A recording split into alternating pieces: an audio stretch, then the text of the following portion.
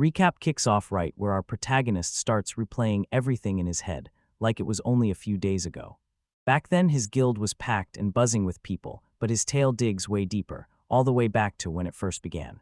Back when he was still a little kid, a mercenary crew hauled him in, and from that point on he grew up gripping a sword, standing over bloody battlefields before he even understood what fear was. He kept running mercenary jobs right up until just recently. Honestly, he loved it, kicking back with his crew and hunting down new work every time a job popped up. He finally stumbled into a brand new town, and as he wandered the streets, one particular building immediately grabbed his attention. His eyes snapped onto it instantly. Turns out it was the local adventurer guild, the one place folks like him could finally grab a fresh start. He stared at what was left, just the leather armor on his back and that single greatsword riding on his shoulder, and aside from his gear, that was it.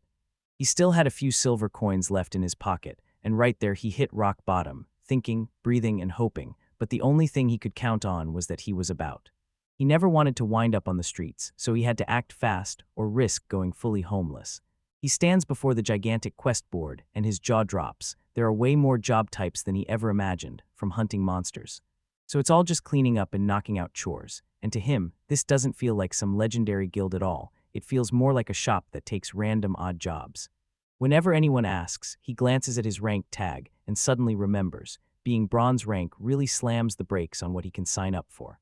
And the fact he's doing it all solo makes it brutal. He keeps scanning the postings, trying to read the clues and decide his next move, because he can't just grab any job he wants. Sure, there's work out there for someone like him, but the choices are pretty much scraping the bottom of the barrel. Right when he's on the fence, a hand snaps onto his shoulder from behind, and a voice yells for his attention. He whips around and spots a blonde dude grinning and waving like they've known each other forever, asking if he's still out here hunting for a job. The stranger claims he looks like a real swordsman, knows his stuff, and since he's out here alone, he's betting he must be hunting for a partner to back him up. The blonde adventurer wastes no time. She slides right up and asks the guy straight up if he'll join his crew for the job. He tells them they've got a decent-sized party, but they're still getting crushed because nobody in their ranks can take the front line and stand firm.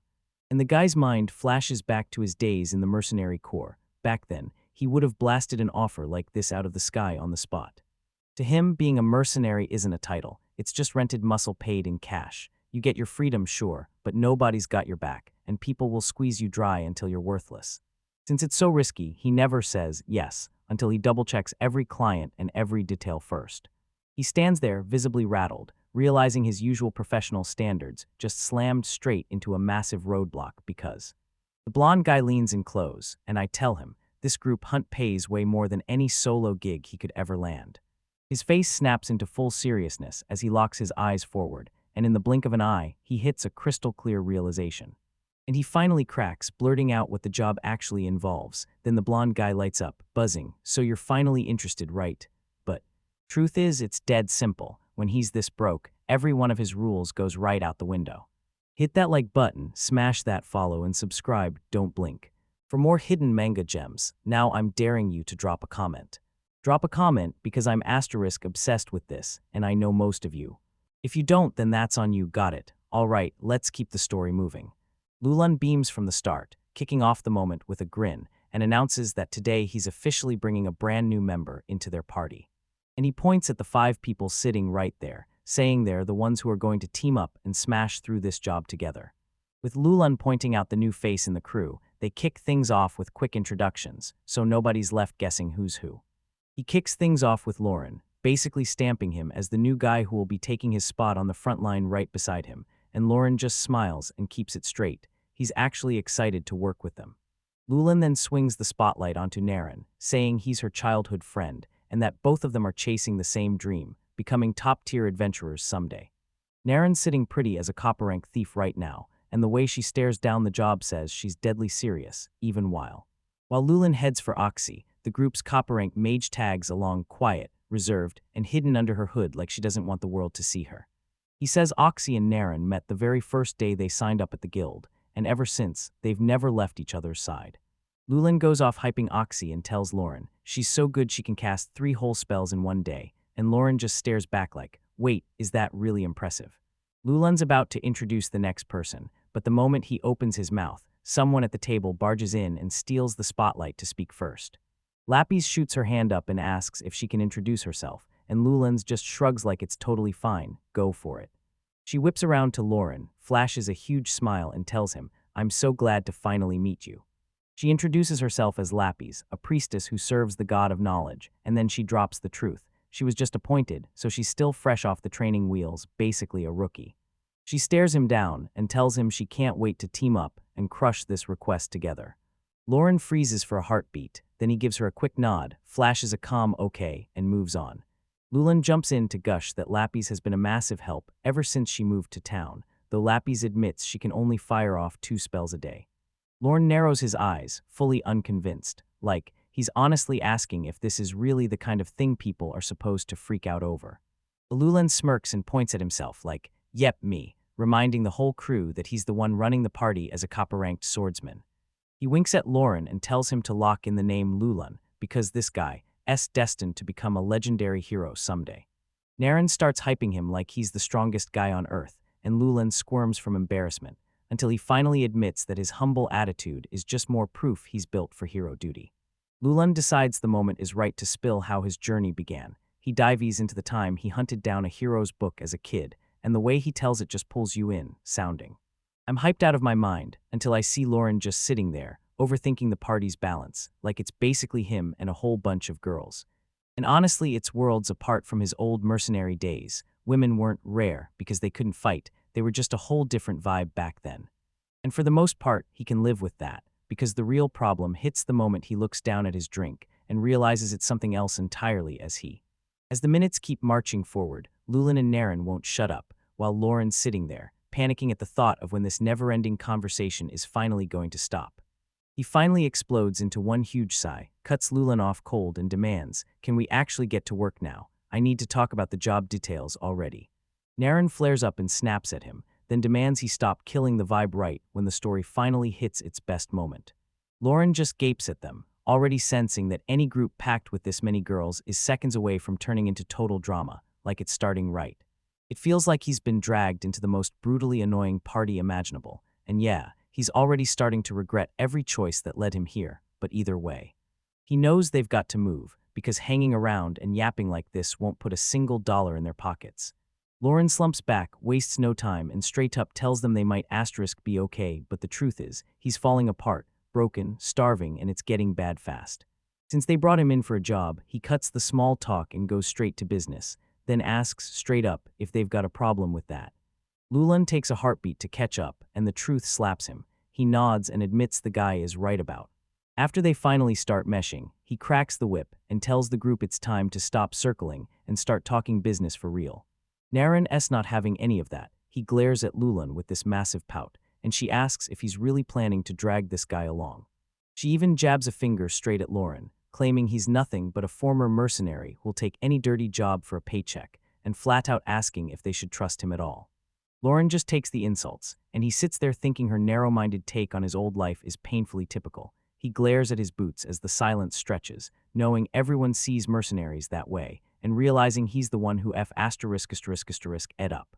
But he shrugs it off and slams the topic back onto the table, reminding everyone he's dead broke, and this win is his only lifeline. Lulan just listens in silence as Lauren insists he was dragged here for a specific job, then he presses again, hard, asking if there's really going to be trouble when he starts. Lulan admits Lauren's got a point, and he nods along instantly, no hesitation at all, right away, and grins at the whole crew, saying they've finally clicked, so it's time to jump straight into the real job details. Naren's not buying any of it. She crosses her arms, pouts like a storm cloud, and demands of Lulan, so you're seriously thinking of bringing this guy with us? She snaps her focus to the priestess and leans in, pressing Lapis for her take. What do you think about bringing a mercenary onto the team? Lapis stays cool, takes a quick breath to steady herself, and starts wrestling with how on earth to explain what's going on in her mind. But she's brutally straightforward about it. She tells the group she doesn't think it's such a bad idea to bring him after all. No, Lauren just stands there and watches Naren snap, then unloads on her, claiming sheltered church girls like her don't have a clue how mercenaries actually work. Lapis refuses to let that comment land. She slaps a hand on her chest and admits, yeah, she was raised in church for real. And she still might not grasp all the messy, get your hands dirty details of what it really means to be a mercenary for hire. She flashes a huge, confident smile, then straight up tells them she still trusts her own instincts to read a person's real character. Lauren makes it crystal clear he's not here for the long haul. He tells the group, "This is temporary just for this one job, so for now you're gonna have to put up with me," and Lulan grins, tells him he'd be totally okay with Lauren joining the party for good if he wants it.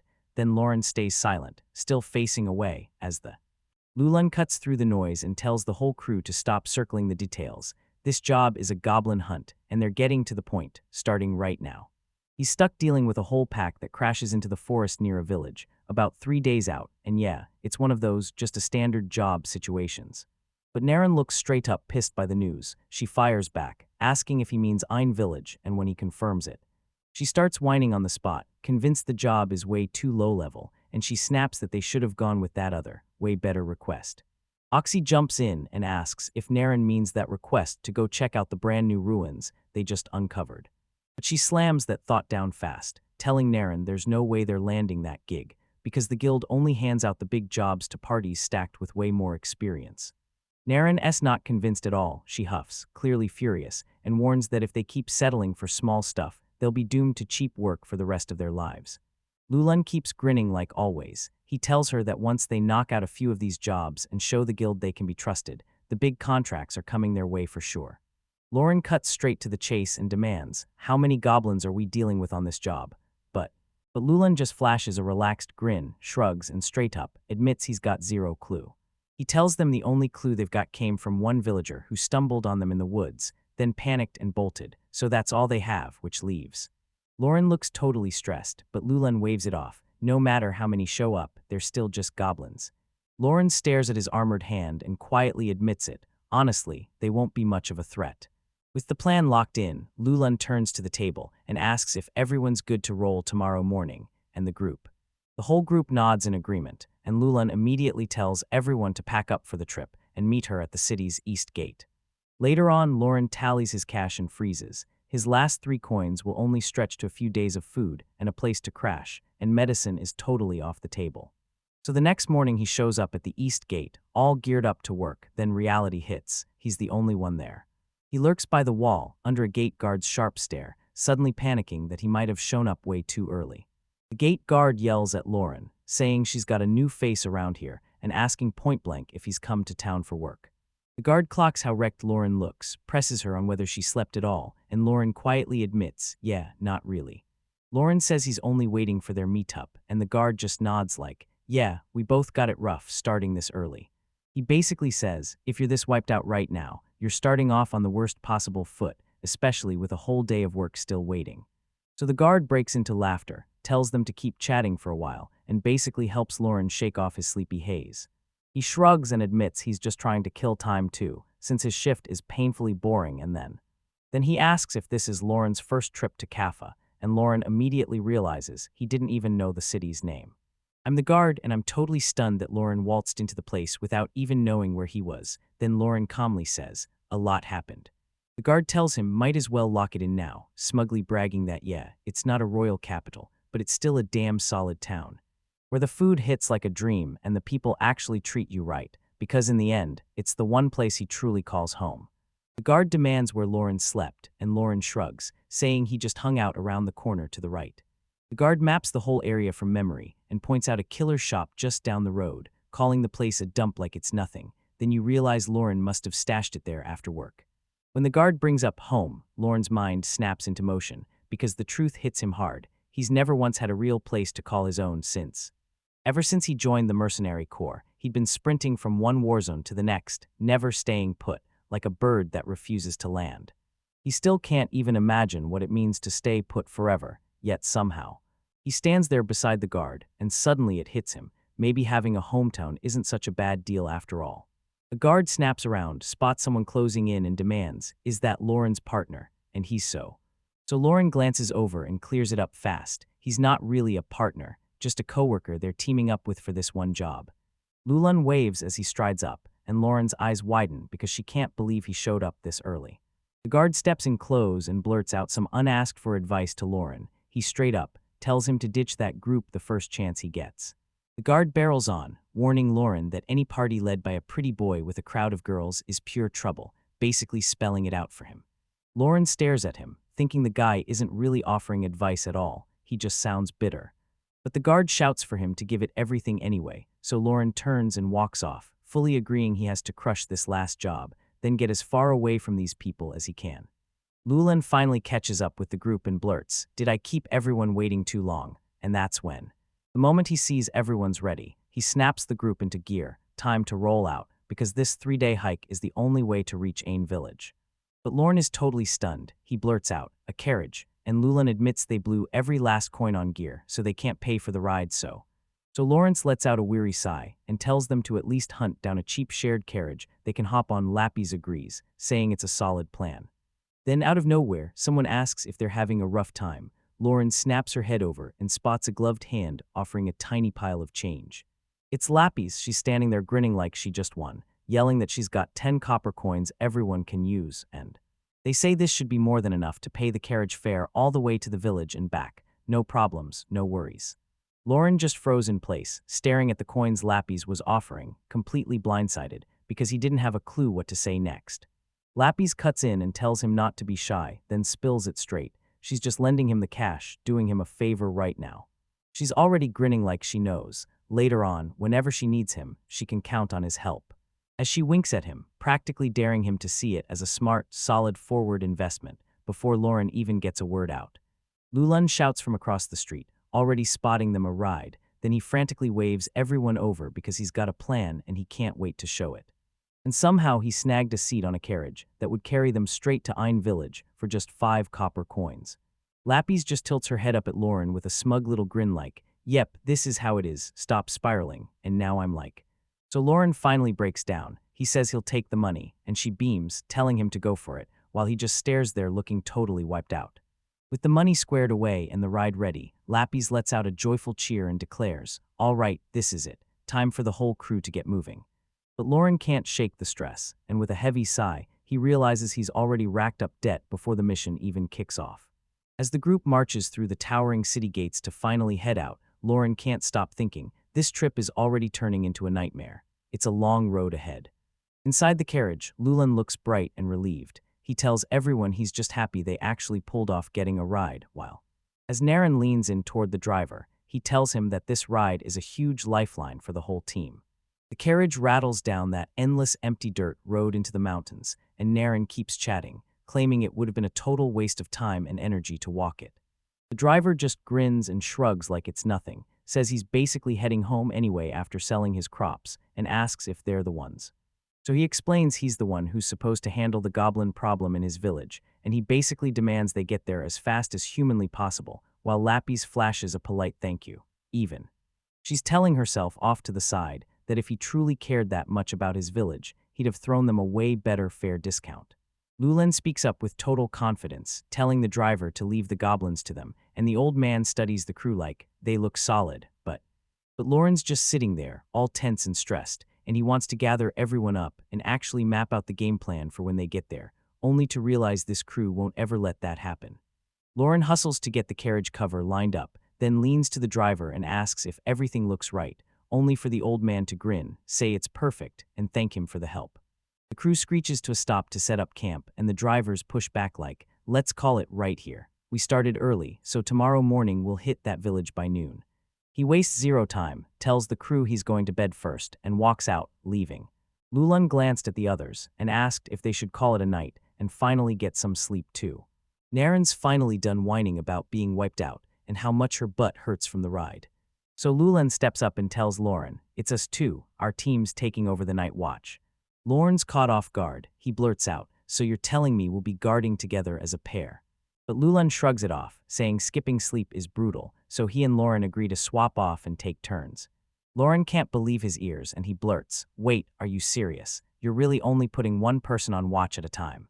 He points out that it's basically common sense to always have at least 2 people watching the area, on guard or scouting, especially since, even if soldiers and adventurers manage to keep the roads clear, they still drop their camp in the open field, right in the open, where anyone can spot them.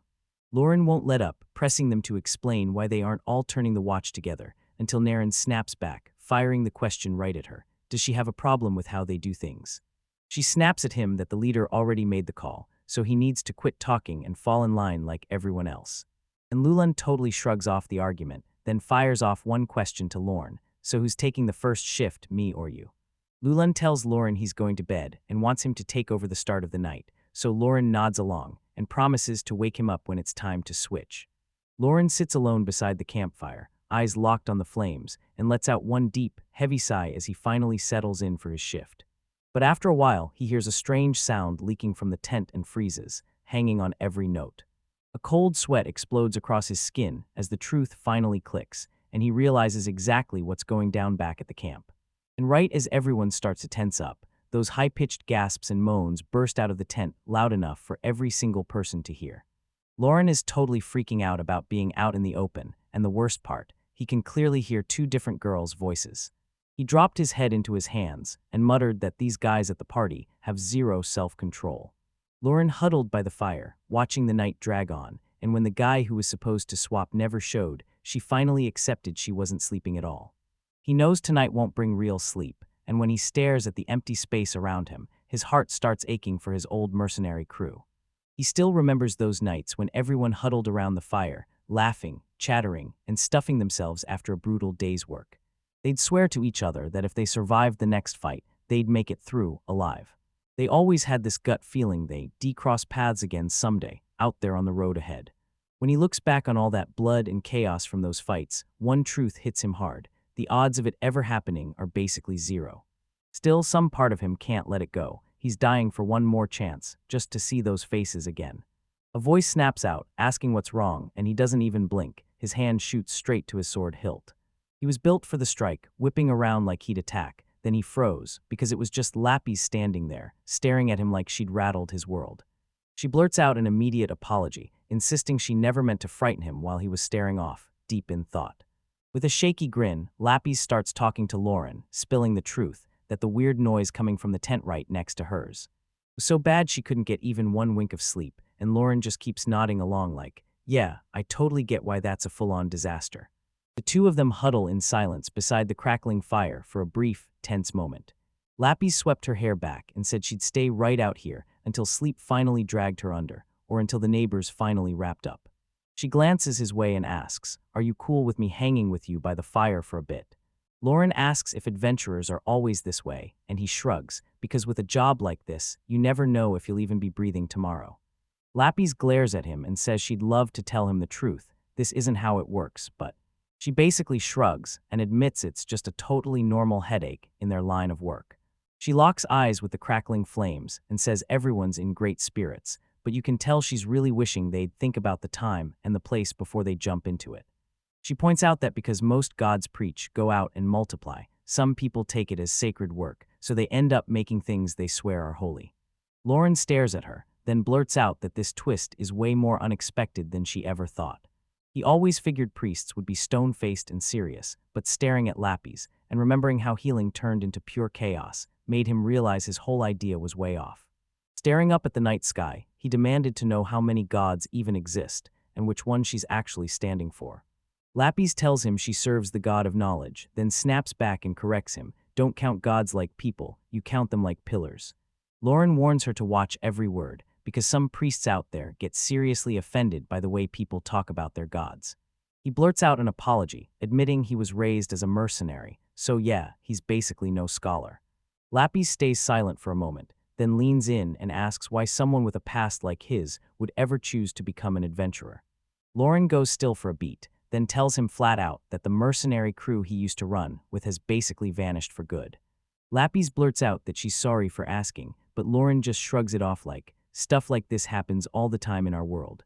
He clenches his fist, spits out, "You win some and lose some," and then admits it. This time, his old crew just got stuck on the wrong side of a brutal fight. Lauren says he could have just slid into another squad and kept playing mercenary, but the real problem was he didn't even have a coin to escape the town he ran into, so he threw everything he had into the only weapon he owned, his raw strength. Lapis takes one look around, then lights up and blurts, "Oh, I get it now." And when she confirms his name is Lauren, she adds that he looks like someone who can hold his own, no question. She stares down at the giant weapon beside her, then shoots a question, "Is that great sword's blade really as wide as my waist?" Lauren crouches behind a colossal iron slab, an absolute monster of a weapon that towers over almost everything else. Lapis blurts that she's honestly shocked he can even lift that thing, but Lauren snaps back that even with a two-handed sword, you can't assume you'll always have both hands free in the middle of a fight. He then brags that he trained himself to whip that thing around with only one hand, left or right, no problem. Lauren locks eyes with her and demands to know, does she truly want to see how wide that blade really is compared to her waist? Lapis never backs down, she just smirks, locks in and says, yeah, that sounds like a plan. Lauren stands with the hilt in her grip, eyeing him with a sharp kind of doubt as he asks, are we really doing this? Lapis stands shoulder to shoulder with that giant blade, sizing it up like it's a challenge, then grins and asks, so what do you think? And points out with zero doubt, see, I'm way thinner than this sword. Lauren just stares at her with that usual serious face, then he finally cracks and admits she's definitely thin. Lapis tries to blurt out more, but Lauren snaps the moment shut, then he declares it with zero hesitation, his weapon is way thicker than she is. Lapis keeps nodding like it's totally normal, until Lauren drops the bomb that her butt is actually thicker than the blade. So, Lauren darts her gaze over his shoulder, and in that instant, he realizes the sky is finally starting to glow with morning light. Lapis clocks that he's right, and then blurts out that she got so lost in their conversation, she didn't even see the sun rise. Lauren sinks back by the campfire, murmuring that he's sorry for keeping her up all night. He figures a priestess probably won't find those old mercenary tales very comforting, but Lapis shuts it down and tells him, nope, that's not true at all, I was genuinely into it. Lauren just grins and says, good to hear. Morning air turns cold, and Lauren urges, let's get moving and start packing now. Lapis nods right away as the rest of the party begins to stir inside the tent. Lulan drags himself out, totally wrecked, and blurts, why is it morning already? His head spinning as he demands to know what happened to their shift rotation. Lulan finally jolts awake and demands why Lauren didn't wake him for his shift, but Lauren just shrugs it off and tells him to drop it since it's already done. The old driver finally spots everyone getting moving and snaps that they need to chow down quick, because they're heading out now, and the village isn't far anymore. Lauren glares at the dead campfire, then checks his empty pockets like it's proof of his bad luck, and in his head he promises himself, finish this job, and then he'll hunt down a real way to pull in serious money. At last the wagon rumbled to a stop, and the driver leaned out and shouted, telling everyone they'd finally reached Ein village. Lapis glances at the huge tree line nearby, instantly clocking how dense those woods are, and she can't shake the feeling that this forest goes way, way deep. Lauren nods and decides that's exactly the doorway the goblins have been slipping out of lately. Yellowrin thinks they should track down the last place those monsters were spotted to kick off the hunt, while Lulan is already fired up and ready to go, and barks at the rest of the party to smash straight into the woods right now. Lauren lunges in front of him, slaps a hand on his face, and yells for the kid to wait, because they've got other business to handle first. He says since the village filed the request, we can't hunt yet, we have to go talk to the people there first. Lauren halts the group and tells them, hold up before anything else, we're going to the village chief and saying hi. Then she adds that it's completely normal to go gather the facts first, and yeah, keep it all straight. They don't just bolt, they grab the info first. He lays it out. Knowing where the enemies are and how many they're up against is the whole key to making the plan. And honestly, blowing off the guy who hired them is straight-up disrespect, but Naren isn't taking that. He snaps back that the guy is being insanely annoying. She thinks there's nothing to worry about since all she has to do is wipe the goblins out of the forest, and she's completely over. They're basically daring the guy to just leave a message for the driver, then demanding, why are you dragging this out so long for something this simple? Lauren's face hardens, and she snaps that she needs to stop looking down on the job. Then he fires back and asks who she thinks is actually being. Calling out his own unprofessional mess, he points out that even the mercenaries she can't stand still have the decency to treat a client with respect. The village chief finally steps in, slams his authority down, and tells everyone to chill. He'll handle the introductions, but they'd better get to work soon. Sarf gently pats Naren's head to calm her down, but she just mutters his name through clenched teeth, still blazing with frustration. Once the argument finally dies down, Lauren steps forward, takes command, and tells everyone that from the front of the line she's got him leading the way. Lulan starts shouting the formation, barking at Naren to back him up, while Oxy and Lapis slide into the middle. Then he tells Lauren to hang dead last and keep watch for whatever's coming for them, right after. He's about to cause trouble, but he plays it cool like he's got everything locked in. Then he flashes a grin and tells them to wrap this job fast so the villagers can finally breathe easy, and with Then he whips his hand toward the trees and shouts that it's time to charge straight into the forest with the group. Naren trails behind, muttering that they should just blow off that pesky mercenary because the rest of them are more than capable of handling everything, yet. But Oxy whips her gaze back and blasts the truth into her. Lauren is the real shield once the fighting kicks off, and they don't get to choose. Lapis tries to spark hope into the air, swearing that the moment anyone gets hurt, she'll be ready, healing magic in hand. Naren won't let it go. She snaps that wasting magic like that is pointless and insists Lauren should save it for when Sarf gets hurt. Lauren only slumps back with a tired reply and, while the village chief stares them down and begs, "Stay safe," the group charges into the woods, completely clueless about the goblins lurking in there. They were supposed to be hunting, but they ignored Lauren's warning, so now they're just lost in the giant forest, wandering around for nothing, searching aimlessly until the boredom finally starts creeping in, and Naren blurts out a line to catch Sarf's attention while they push deeper through the dense trees. Lulan freezes, spots something off to the side, and jabs his finger at it, telling everyone he's found raspberries nearby. When Aaron hears that, his eyes light up and he blurts, "It's been ages since we had fresh berries, so we're stopping to grab some, no question." Even Oxy gets sidetracked as she kneels in the moonlight, picking through the grass and fox bamboo, and when she realizes how much rare, top-tier material is just sitting there, she's totally stunned. Lapis's nerves spike when she watches everyone drift off, so she blurts out, asking if they should have been focusing on the goblin hunt instead. Snatching snacks and plants, and she's left standing there, completely ignored, watching the group run off to do whatever they want while her spirits sink fast. Lauren stares at the wreck and snaps, "We totally forgot about the goblins," and he realizes they're just roaming that giant forest, clueless and drifting with zero plan, so. Lapis snaps her gaze to him, her voice cracking with desperation as she demands, "So you're really just gonna let the group get away with acting like this?" Lauren just folds her arms and tells her she can do whatever she wants, while he refuses to get involved, no matter what, but Lapis can't help sighing, because she's stuck wondering if the goblins will finally clock them and come barging in. She locks eyes with Lauren and says, "So it looks like he finally quit on us too," then leans in and asks if he's still secretly fighting to make it work. Lauren turns her head, grimacing as she admits his motivation has taken a brutal nosedive, because this job is turning into a full-blown circus. Lapis stares at Lauren and blurts out that, honestly, it's pretty impressive how he's managed to stay this calm through everything, but she quickly adds, "Don't call it me feeling okay just because he calls you, because it makes me feel awful." Lauren sounded uncertain when he tried calling her Lapis-san, and she snapped her head toward him like, "Just Lapis is totally fine," wondering why he'd said it like a question. Lauren admits he hasn't gotten many chances to call girls by their first names lately, so he glances back and tells her, "Hey, if it makes you feel better, just call me Lauren too." Lapis gets all flustered and flat out insists she really wants to keep calling him Lawrence then. Then she starts flapping her hands like crazy, stumbling over her words, insisting, "This is just how I talk, I'm not trying to act distant." Lauren flashes a small smile and tells her, "Just use whatever name's easiest for you to say." Lapis perks right back up, grinning as she happily nods and agrees to keep calling him Lauren-san. In the pitch-black woods, glowing eyes pop up behind the bushes, one by one, like something's hunting. Lapis clocks the instant shift in Lawrence's mood and blurts, "What's wrong?" But Naren suddenly crouches low and yells for everyone to hang on, she just heard something. Lawrence's face snapped stone-cold serious as he realized they were about to get slammed. And he starts lunging for his giant sword while Lapis just stands there, all worry and trembling. Lulan's still totally relaxed, snack in hand, casually asking if it's just some monster. Naren keeps scanning the area, mumbling that she's not totally certain, then swears she definitely heard a voice right nearby. She hasn't even finished the thought when an arrow rockets out of the trees and slams into Oxy's shoulder. Naren screams for Oxy as a wave of goblins bursts out of the forest and charges in.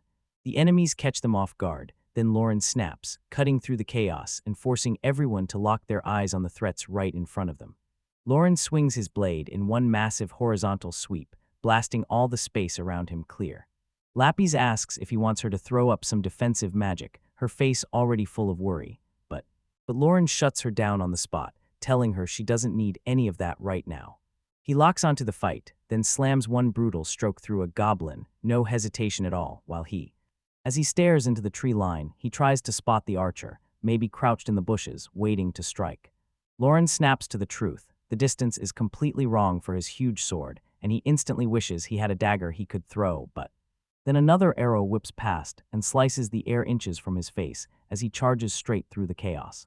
A goblin screeches right nearby, and Lauren snaps back with a grumble. His last hit was way too shallow. Lulen snaps with curses at the goblins as they bolt, yelling, "Do you really think you can just run off and get away with it?" He yells that they're not getting away on his watch, then slams the order down. Everyone, start the chase. Lauren pushes through the grass, then tells him straight up that he knows his opinion doesn't really carry much weight, but he blurts out, asking if they should quit now before this chase gets too deep. Lulen snaps right back, reminding him that they're here for a full extermination. He screams that the job isn't done unless every last nest is left in ruins, and Naren rushes in to back him up, then squares up to Lauren, staring her down and blasting her with the question, why is some mercenary acting like she runs the show? Before she bolts, she yells that the leader's word is law, and he better shut up and fall in line. Lauren tracks them as they vanish, jaw tight with frustration, because he knows for certain that nuking the nests was never part of the deal.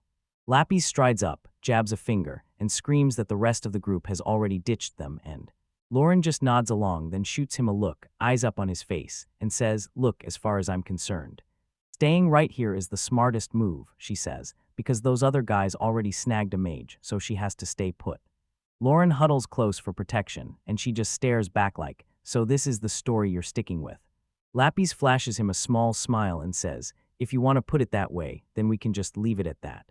Lauren catches a trail of dark liquid on the ground and yells it's goblin blood. Then he smirks and says it's a ridiculously easy path to track. As they stroll, Lauren leans in and fires off a tough reality check. Just how good is this party, really, Lapis? He's laser-focused on testing the leader's sword skills, because he knows the goblin game. Those things are the targets, because they'll breed with anything, then grow up way too fast, but alone, they're supposedly so weak a normal guy could take them out, and they definitely aren't geniuses. Lauren knows the real problem. Your biggest weapon is your numbers, and if you don't crush them all at once, then your whole strategy is what decides everything. But the way these guys have been acting lately is making everything feel way bigger. And the way they're so slow to get the message, he's starting to believe they don't even have a real plan. So he spins back to Lapis and presses her again. "Tell me straight, what's the leader's real skill level?" Lapis shoots a quick look over her shoulder and demands, "So you were really a mercenary before all this?" She starts mulling over brutal sword moves like Hellfire Dance and Severing Wind, then she gives herself a firm little nod like, "Yep, got it." She leans in and asks if he's ever heard the legends about that legendary mercenary, the Sword Ogre. Lauren keeps her face rock still, telling him she knows he's heard that name before, but the rumors are crystal clear. Cross him as an enemy and you're gone for good. But if he's fighting on your side, he snatches every last victory and leaves you in his shadow, a legend you don't want anywhere near a battlefield. Lauren stares at her like she's cracked, demanding if she's really out here comparing their leader to some kind of monster. Then Lapis just laughs it off.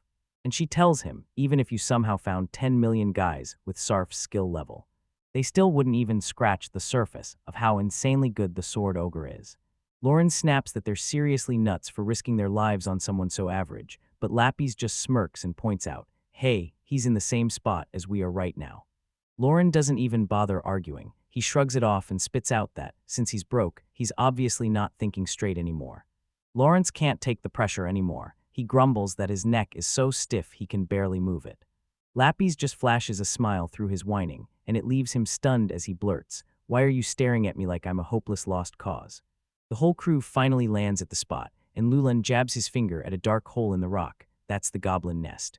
They spot bloodstains leading straight into the hole, and Lauren realizes the passage is so tight it can barely squeeze two guys through at once, which it totally crushes his mood. He groans that his massive sword is useless in a tight spot like this, then asks if they can just skip the whole fight. Naren's not buying it. She tells him to go home right now if he wants, but she refuses to let him get a single penny of the reward money. Lulen scrambles to calm Lauren down, insisting it's just a goblin, and then shoves a backup weapon into his hands so it'll all go his way. He yanks out the short sword he found earlier, chipped to hell and looking like pure trash. Lauren drags out the crappy blade with a heavy sigh. It's far from good, but it's still better than stepping into that cave empty-handed. Lulen snaps into command, barking orders to Oxy to ready a light spell, while Neuron scans the perimeter like it's about to bite. The whole crew crowds the cave's shadowy entrance, and once every single person's ready, they commit, shutting their fear behind them as they step inside and Oxy steps forward and thrusts her staff out, blasting a lightning spell that floods the entrance with a blinding ribbon of magic. Lauren isn't buying it. He demands to know why they're burning mana on useless light, then snaps back about how they could have just packed torches or lanterns like everyone else. Naren scans the area and says the coast is clear, but Sarf snaps that villagers might still be trapped inside, so they all rush out fast, no hesitation. Lauren stays skeptical, thinking there's no way it's that simple, and an ambush is absolutely lurking just around the corner, waiting to spring. He's almost sure it's a trap, but he swallows that fear and keeps it quiet, then tells the rest of the party to stop stalling and head out. With a heavy sigh, Lorne trudges after the others into the narrow, pitch-dark tunnel, his massive sword locked tight against his back. The crew pushes deeper into the cave, and all that breaks the silence is their footsteps slapping the damp stone walls. Sarf scanned the empty passage, frozen with doubt. Did the goblins panic and bolt, because not even one lookout was posted? He figures goblins can't think that far ahead, and Oxy agrees, saying they were probably too hurt to even think about guarding the door. Lapis scans the silent tunnel, then blurts out that the whole group is moving way too fast. Then she whips around and asks Lauren what he thinks about the whole mess. Lauren clenches his jaw and keeps his guard up, insisting the goblins are ditching their posts to bait the squad into a deadly ambush ahead. Lapis stared in shock and blurted out, "Wait, are goblins really smart enough to plan ahead like that?" Lauren admits he's no goblin expert, but even a bunch of monkeys can set a lookout, so the moment he gets cut off, he's already planning the next move. Lapis can't resist and blurts out, "Do you really think goblins are more advanced than monkeys?" She starts geeking out hard about the intelligence gap, pointing out that monkeys use tools and even build their own societies, basically like humans do. Lauren just locks eyes with her, stunned that she's worrying about trivia right now, and then he realizes, of course, that's exactly how priestesses of knowledge behave. Sarf's talk gets ripped away the moment he suddenly slams on the brakes and freezes dead in his tracks. Lapis feels the shift in his vibe right away and shoots him a question. Did he spot something up ahead? Sarf squints into the dark and spots a flicker up ahead that looks like it could be a room. Lauren clocks it instantly. If they can spot the light, the enemies already have eyes on them and know they're about to arrive. Naren's gut tells him they're about to walk straight into a goblin ambush, while Oxy snaps that archers are the kind of trouble that'll give them a brutal headache. Sarf steps up and declares he'll take the lead, charging into the hail of arrows to block them while the rest of the group covers him from behind. Lauren watches him with his arms crossed, and yeah, she's genuinely impressed by the sheer nerve it takes to charge straight into an ambush on a narrow path. Oxy calls it a suicide mission, then hardens her resolve and vows to unleash her defensive magic so they've got at least a fighting chance. Sarf pushes her to do it anyway. She snaps back that she only gets 3 charges a day, and this move is going to burn 1 straight away. Lapis catches the look on Lauren's face and says it plain. He can tell he's seriously annoyed with this plan. Lauren just stands there, massive sword strapped to his back, staring into the chaos like, how in the world is this even going to work out? Lapis can't help herself and shoots off a curious question. What kind of move would he pull if he were the one running the show? Lauren barrels in, warning everyone not to even dream of stacking fresh wood and lighting a fire at the cave entrance. Sarf tells them the simplest way to clear a cave with no exits is to light up the passage, then let the smoke and heat do the killing work, while Lapis snaps back that they'd still need oil for a plan like that. But Sarf just shrugs like it's nothing, says Greenwood can't burn right anyway, and with no flint or oil left, they throw in the towel, then head straight home. Lauren stares down, feeling sick at the thought of being totally broke while she's stuck following a guy like this, and Lapis can totally read the reason he's fuming. Suddenly Sarf snaps out. She blurts out Lauren's name, telling him to stop lurking in the back and step up to the front line with him. Lauren's face drops and he flat out warns them, right now, he has 0 defensive magic guarding him. Naren starts screaming that since Lauren's hauling that huge sword, he should just turn it into a shield, and Oxy's like, honestly, that's a fair plan. Lauren stared at his weapon, realizing there was no way he could even swing it in a tight cave, and if he tried to use it as a shield, it would have turned into a heavy, clumsy disaster. Sarf just smirks and says he's sorry, but they can't burn 2 magic charges at the same time, so he'll be the one who backs Lauren up. Lauren clocks that he's stuck with the plan and immediately starts grumbling, fuming about how cursed his luck has been lately, so he stares at his gear, realizing he's got to force it to work, then grit his teeth and survive this whole nightmare. Sarf wastes 0 seconds. He surges forward at full speed, screaming at the top of his lungs for everyone to get out of the way.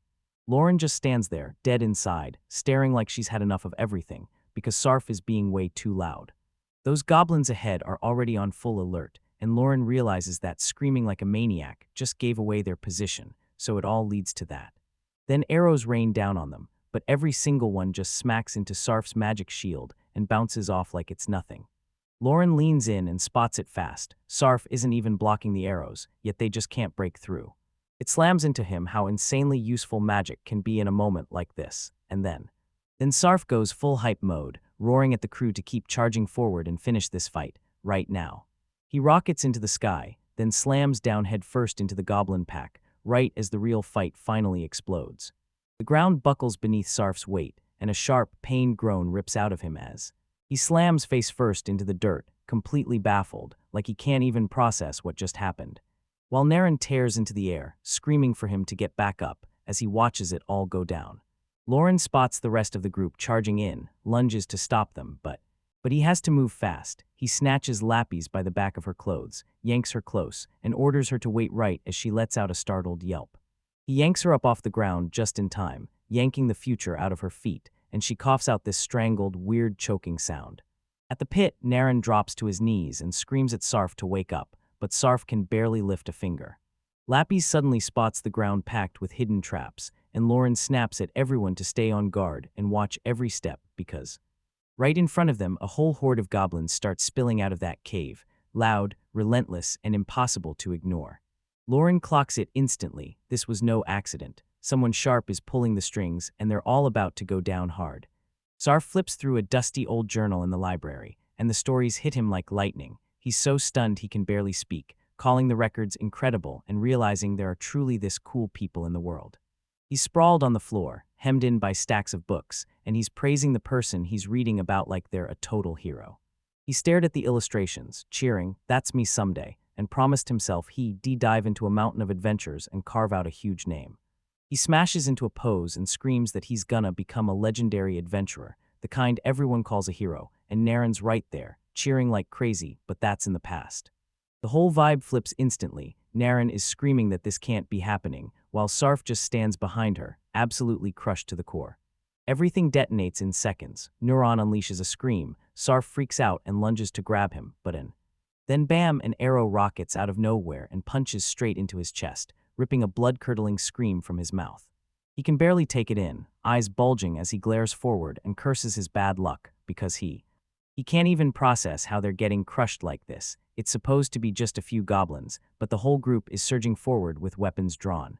Lauren stays locked on the side, her mind racing. Could the high-tier guy he spotted earlier be the real mastermind behind everything? Lauren locks eyes with the leader and declares it's way bigger than the rest, but she insists there's something more going on than just size. Lapis tells them some things are simply born weird, and others keep shifting and changing the more they roll forward. She claims that once a goblin racks up enough experience, it can morph into something downright abnormal, way more terrifying than anything else in its class. She peeks at the gear and grips the staff in front of her, and it clicks. This crew isn't just some goblins, it's a goblin magician.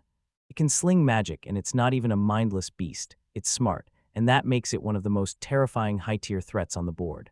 Lauren says they don't stand a chance without a real plan, so they should run for it, but Lapis can't shake the worry for Sarf and the rest. The guys are done for now, slumped on the ground in a sea of arrows, while Lulan lets out a heavy sigh like, "What a total disaster." Lauren hears something shifting in the darkness, and it hits her. This isn't small anymore, they're in big trouble. He screams that they're getting hit from behind too, and Oxy panics because the only way out is completely sealed off. Lapis stares in pure disgust, and she can't even wrap her head around it. Those simple goblins are smart enough to pull off a full pincer attack. Oxy thrusts her staff into the air as it flares with light, screaming for the sand to scatter and lull everything into sleep. She fires off her magic, blasting a colossal wave of energy straight into the horde of monsters. But the goblin magician doesn't flinch. He lifts a weird glowing stone, ready to unleash whatever comes next. The entire cave gets slammed by a blinding flash. Everything goes white, and nothing can even be seen. Lauren throws up a hand to block the glare, staring at that blinding light like, what the hell is happening? As the light dies down, he snaps his gaze over and sees Lapis crumpled on the ground, completely out cold. He leans in, asks what's wrong, and starts piecing together what just ripped through her. She looks utterly wiped out, and as she stares up, she blurts, "I can't believe this is really happening." Lauren snaps her gaze back to the front just as someone screams out. She can't even process what she's seeing. The goblins keep surging forward, and Oxy panics because her spell didn't drop a single one. The entire party stumbles backward in pure panic as the goblins slam closer, and Oxy yells at the monsters to freeze and keep their distance. Lulun completely snaps, screaming at the lead goblin to get the hell away from the girls. But the goblin ignores it all and hammers a massive, crushing blow straight at Lulun's head. Lulun just freezes in place as blood trickles down, realizing his dream of becoming someone great is crumbling right in front of him. Everything spirals downhill at lightning speed. One goblin yanks Oxy by the hair, while another snatches up Neuron, and both of them are screaming at the top of their lungs for help. As Lulun's vision fades, he stares as the monsters swarm closer, and panic hits. Wasn't he meant to be the hero? Lauren leans in from the sidelines and realizes these guys are so far gone, there's no saving them anymore. Look, he whips his head around and suddenly realizes the escape route has been slammed shut by the rest of the pack, and he clings to Lapis, keeping her from tipping over, and then he blurts, "Are you still stuck? Can't you even move your legs?" He leans in, pressing for answers. So what's going on, and did her body really just flat out quit on her? Lauren snaps to it. The danger is spiking fast, because they're already getting squeezed from behind, and he knows they'll be totally trapped if they don't break free right now. Lapis just stares up at him as he sweats and scrambles for a plan, because right now he has no clue what the hell he's supposed to do next. Lapis snaps that there's no choice left. He has to ditch her right here and run. Lauren realizes her voice sounds totally different as she blurts that she's only in the way, and that he could actually slip out of there if he were alone. She glances down, points it out, and says the goblins will likely drag the women along for a bit, but guys like him, he's finished for good. She tells him, just go, leave me here and save yourself. But Lauren shoots back a quick answer, and then his hand starts creeping toward his back. As Lapis slumps there, defeated, he snaps his gaze away from her and grabs the hilt of that massive sword. Lapis is completely lost and tries to speak up, but Lauren cuts her off cold and orders her to shut up and stay silent. He shoots her one last warning, watch out, because if she ignores him, she's going to end up biting her own tongue while he takes care of this. Lapis shuts her eyes, presses a hand to her chest, and tells everyone the truth. Staying by Lauren's side is where she's meant to be, because that's what right looks like to her. She gets completely fired up, clenches her fists, and tells him no doubt she's staying with him.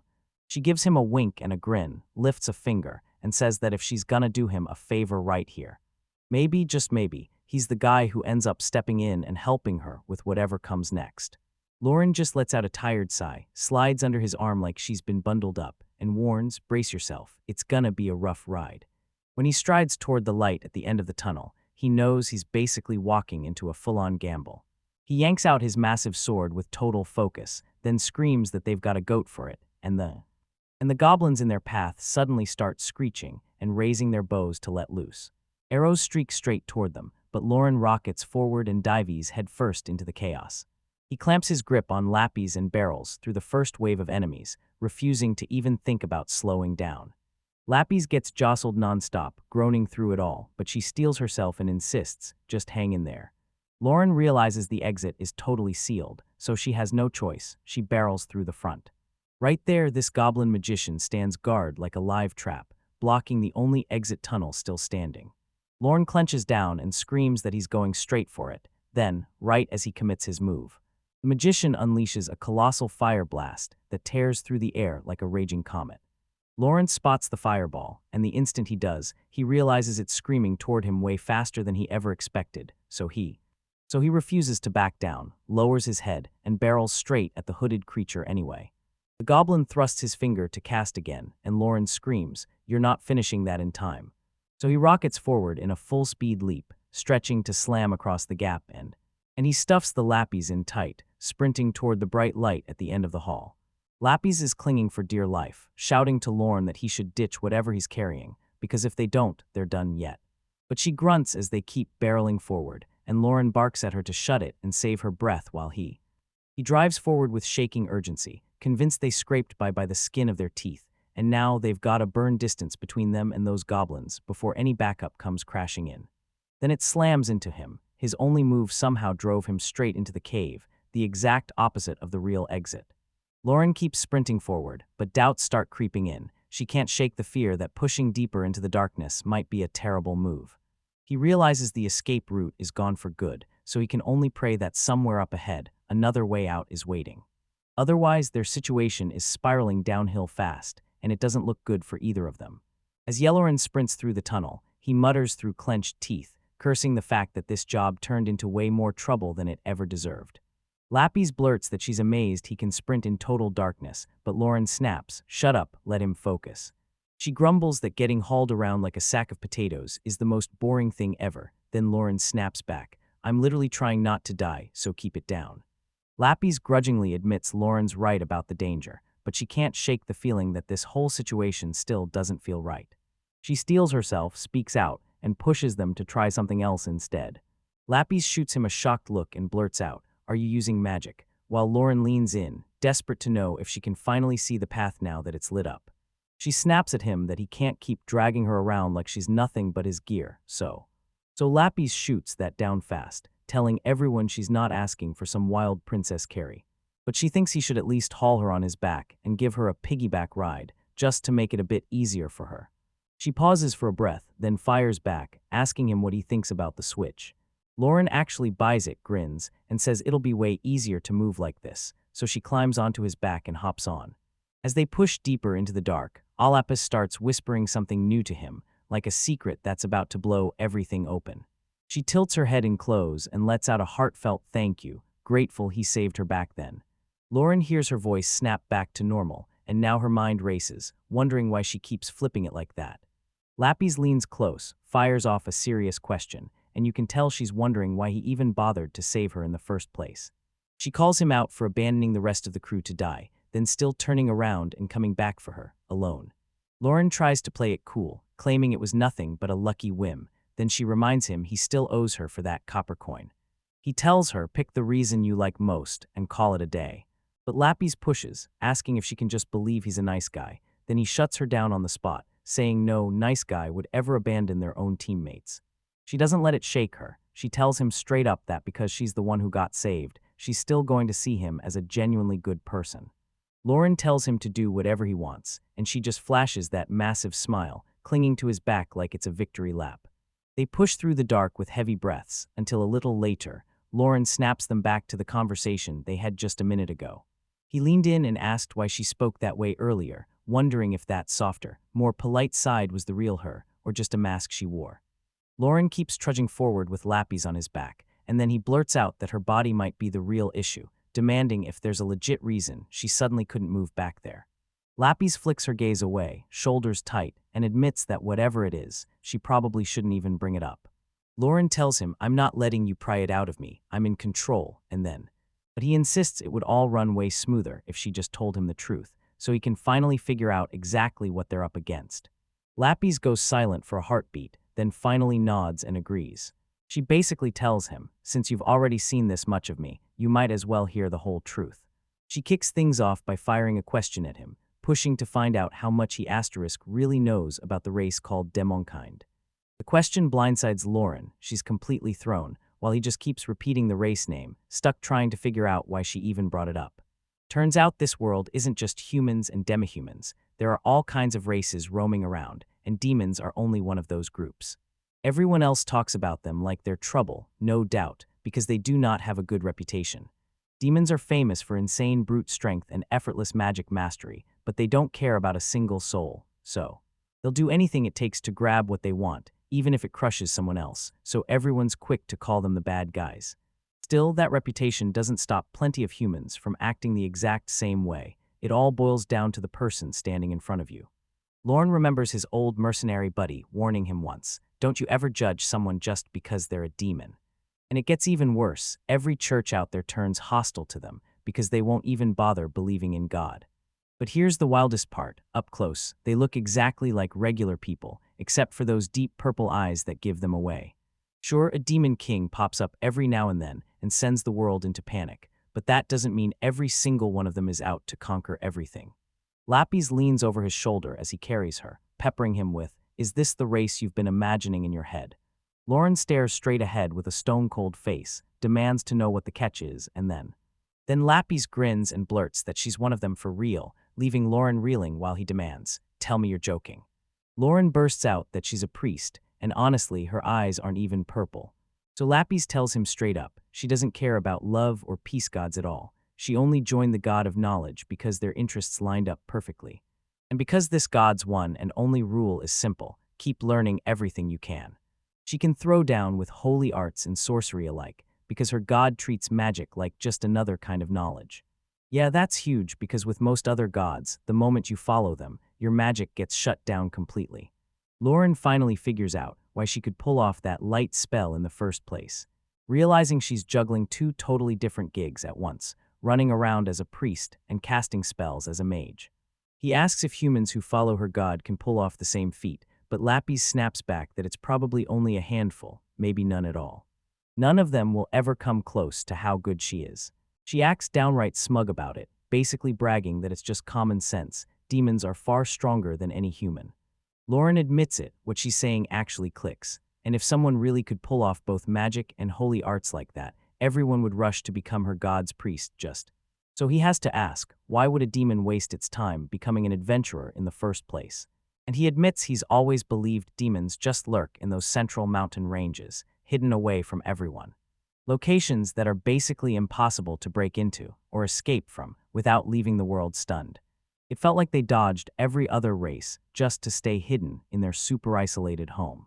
Lapis slips him a secret. Demons are hitting the world all the time. They just never get caught, so Lauren is blown away when she hears it, but she tells them they look just like humans, so if you're careful, people will just think you're a little talented. Then she adds, the obvious ones, they don't go out, they stay home.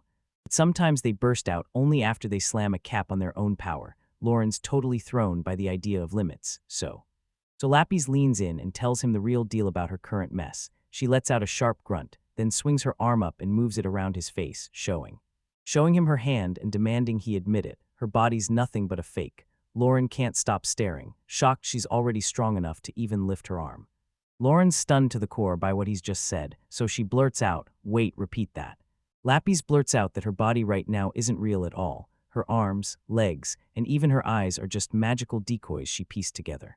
She tells him she has to use her own way of moving, just to get the body to move, which only to drain her dry, burning through a massive amount of energy just to keep herself functional while he hauls her along.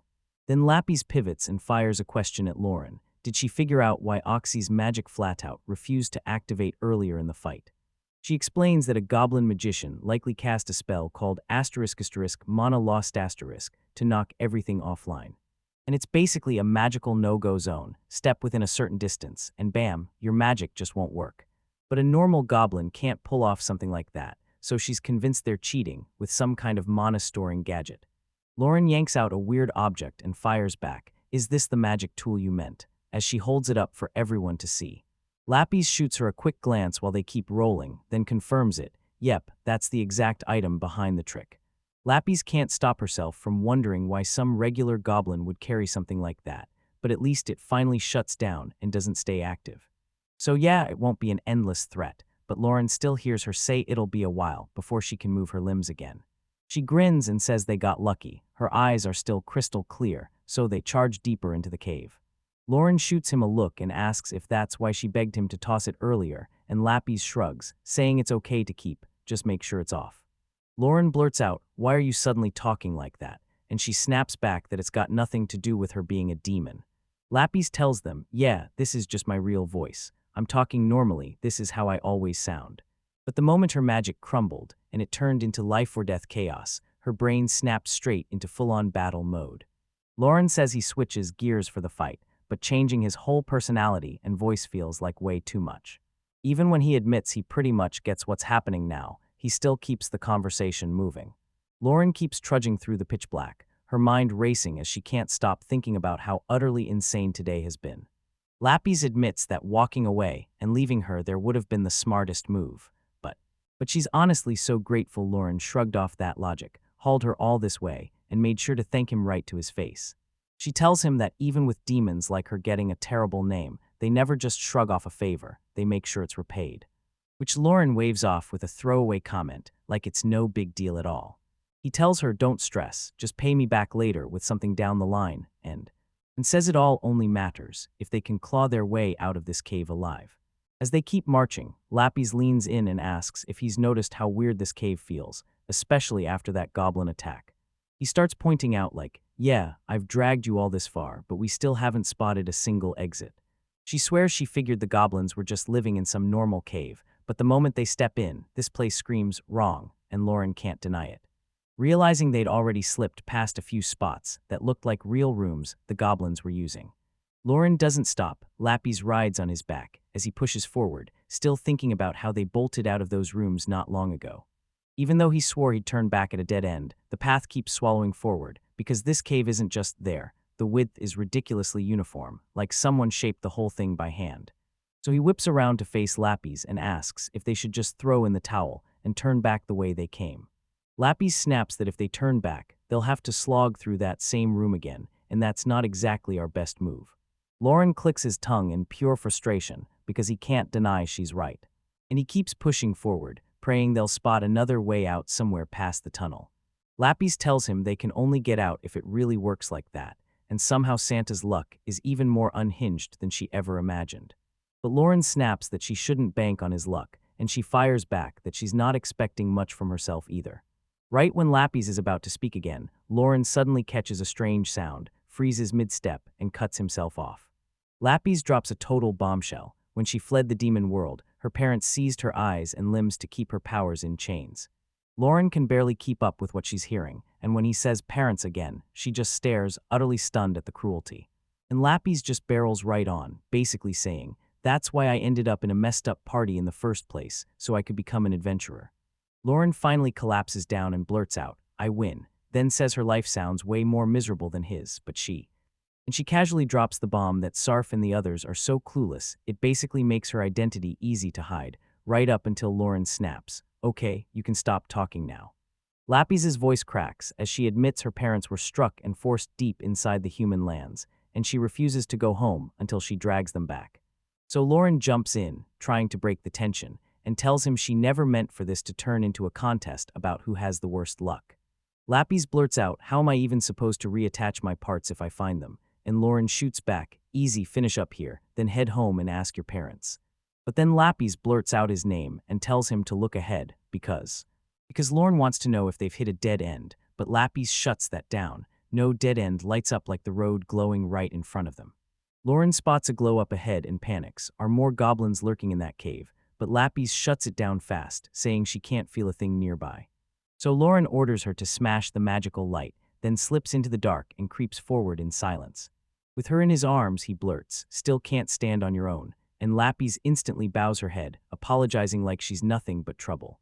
Lauren insists she's fine, and he shoots back that if things turn dangerous, he might have to shove her out of the way, because Lapis totally understands, and she knows she'll only be in the way of his sword. Lauren's watching like a hawk, praying they can wrap this up before he even thinks about drawing that blade. And the two of them press on deeper into the cave, chasing that tiny light like it's the only way out. They slam to the end of the path, only to hit a wall, and Lapis suddenly spots it. Light is sneaking through a tiny crack. And she goes, "Honestly, I could probably squeeze through that tiny opening on all fours if I had to." She shoots back fast that, with her limbs like that, she'd never slip through a random hole like this by herself. Lauren just stands there, staring at her struggle, and the thought hits hard. She's basically sure she's about to get her butt trapped in there. Lauren stares at the thin crack, and it hits her. The only way through is to smash the wall and widen the opening. But since it's about to get loud, he tells Lapis to keep an eye out for anything sketchy while he's busy, and she flashes a grin like, "Don't worry, I've got your backs." So Lauren snatches his gigantic sword, wrestling with one scary thought: can he actually finish the job before their pursuers slam into them? He throws all his strength into it, and hammers the blade down against the stone. As the rocks start crumbling, he realizes the wall is just soft enough to let this actually work. He keeps hacking at the cave wall, while Lapis hangs back, watching him work, and Lauren keeps grinding forward until, at last, he shatters through the thickest chunk of stone. He slumps against his sword, breathing hard, and tells me, Lapis, that the hole should finally be wide enough for us to slip through. Lapis cheers him on for the good work, but she admits it took forever. Still, Lauren reassures him they're safe for now because nobody's caught up yet. He scoops her back up and asks if he should crawl through first to yank her free from the other side, while Lapis keeps apologizing like she's the one who's burdening him. Lauren stares at the hole he carved and realizes there's no backing out now. They're already locked onto this path. But the moment he smashes through, exhaustion hits like a truck and he crumples on the floor, utterly spent. He steadies himself, takes a deep breath, and demands to know what the world looks like on the other side. As Lapis squeezes herself through the rock's tiny opening, Lauren shoots her arm out and yells for her to grab his hand, right now, dragging her along until she finally gasps for air on the other side. Lapis drops into a bow and thanks him for the help, but Lauren waves it off like, nah, it's totally fine. He slashes through the small talk because he's got one urgent mission. He needs her to take a look right now. That huge stone building towered right in front of them, and it practically demanded her take. The two of them freeze in place, staring around like, what the heck did we stumble into? Lapis freezes, staring at the building like it's unreal. She can't wrap her head around the fact that she's actually standing in front of real, magical building material. Lauren's totally clueless about it, so he just blurts out, okay, then what is that even? And Lapis lays it all out. This ancient kingdom's tech drinks magic straight out of the air, so it can forge its very own light. As she totally geeks out over the find, Lauren just stands there, spiraling into thoughts about how wild that ancient kingdom sounds. Long ago, this kingdom rose into a massive, unstoppable civilization, and with top-tier magic at its fingertips, it ruled over basically everyone in its path. Back when humans ruled nothing but the headlines, beastmen rose too. Then, at their absolute peak, they even built whole cities that floated up into the clouds. Then, overnight, the entire place disappeared, and every race left standing sprinted into panic, scrambling to build the world we live in now. Lauren thinks a find like this means a massive payday, but Lapis snaps that the guild and researchers would sweep in and steal every last thing. He grumbles that she's killing the vibe, but she's already asking if he can help her scrape some of the wall off for her research. Lauren snaps out, those shattered pieces are from your earlier mess, and before he can argue, Lapis snatches a flawless chunk and braces to move. Lauren keeps charging through the pitch-black dark, with Lapis clinging tight to his side. And he warns that if this is really an ancient ruin, traps or guardians will make them pay, so Lapis clings to her glowing rock while explaining that it all comes down to why each part of the ancient kingdom was built in the first place, because not every place served the same purpose. Lauren demands what she means, then tries standing on her own legs, only to be met with a smug smile and the same answer, it's still useless. She leans right in and whispers that for every dangerous fortress out there, there's some equally pointless building that nobody cares about. Like the saddest, most pathetic wreck she's ever seen, an ancient public toilet, Lauren can't even wrap her head around it. She tells him straight up that these bathrooms are packed with high-tech air conditioning and plumbing, but there are no traps, so having a guard posted in there would be insane. Lauren points out that one guy protecting you while you handle everything else. That actually makes perfect sense. Lapis just admits she never looked at it that way, but she keeps pushing forward, insisting that the truly dangerous ruins are way rarer than the dull, run-of-the-mill ones. Lauren decides the very first step is to uncover what this place was really used for, and Lapis nods like, yeah, best idea we've got. Lauren blurts that she really prays this place isn't dangerous for real, then tells Lapis to stay sharp anyway. She promises she'll watch for any magic or traps, and makes it clear she's counting on him to deal with whatever hostile shows up. As he reaches back for his sword hilt, praying that this heavy blade is finally enough to carve through whatever lurks in the shadows. He's already spiraling, picturing what happens if everything goes south. There's no way they'll cut their way back through that monster horde of goblins they ran past earlier, right? Best case, they barely escape without even seeing a single one. Lapis admits things never seem to land perfectly for her, and Lauren nods like, yeah, he's never had the kind of luck that things just go his way, because on top of that, he doesn't even believe in gods, so praying for a miracle is out of the question. Out of nowhere, Lauren's hand rockets to his sword, and that lightning-fast snap leaves Lapis totally blindsided, and she jolts to a stop, completely thrown off by the sudden switch in his whole vibe. She begins to ask what's wrong, but Lauren snaps right in and shuts her down, telling her to be quiet. He locked eyes on the dark, sensing something lurking nearby, and under his breath he swore it, something was coming for them. He plants his feet, Lapis still latched onto his back, and the moment he spots a target, he readies his massive sword for the draw.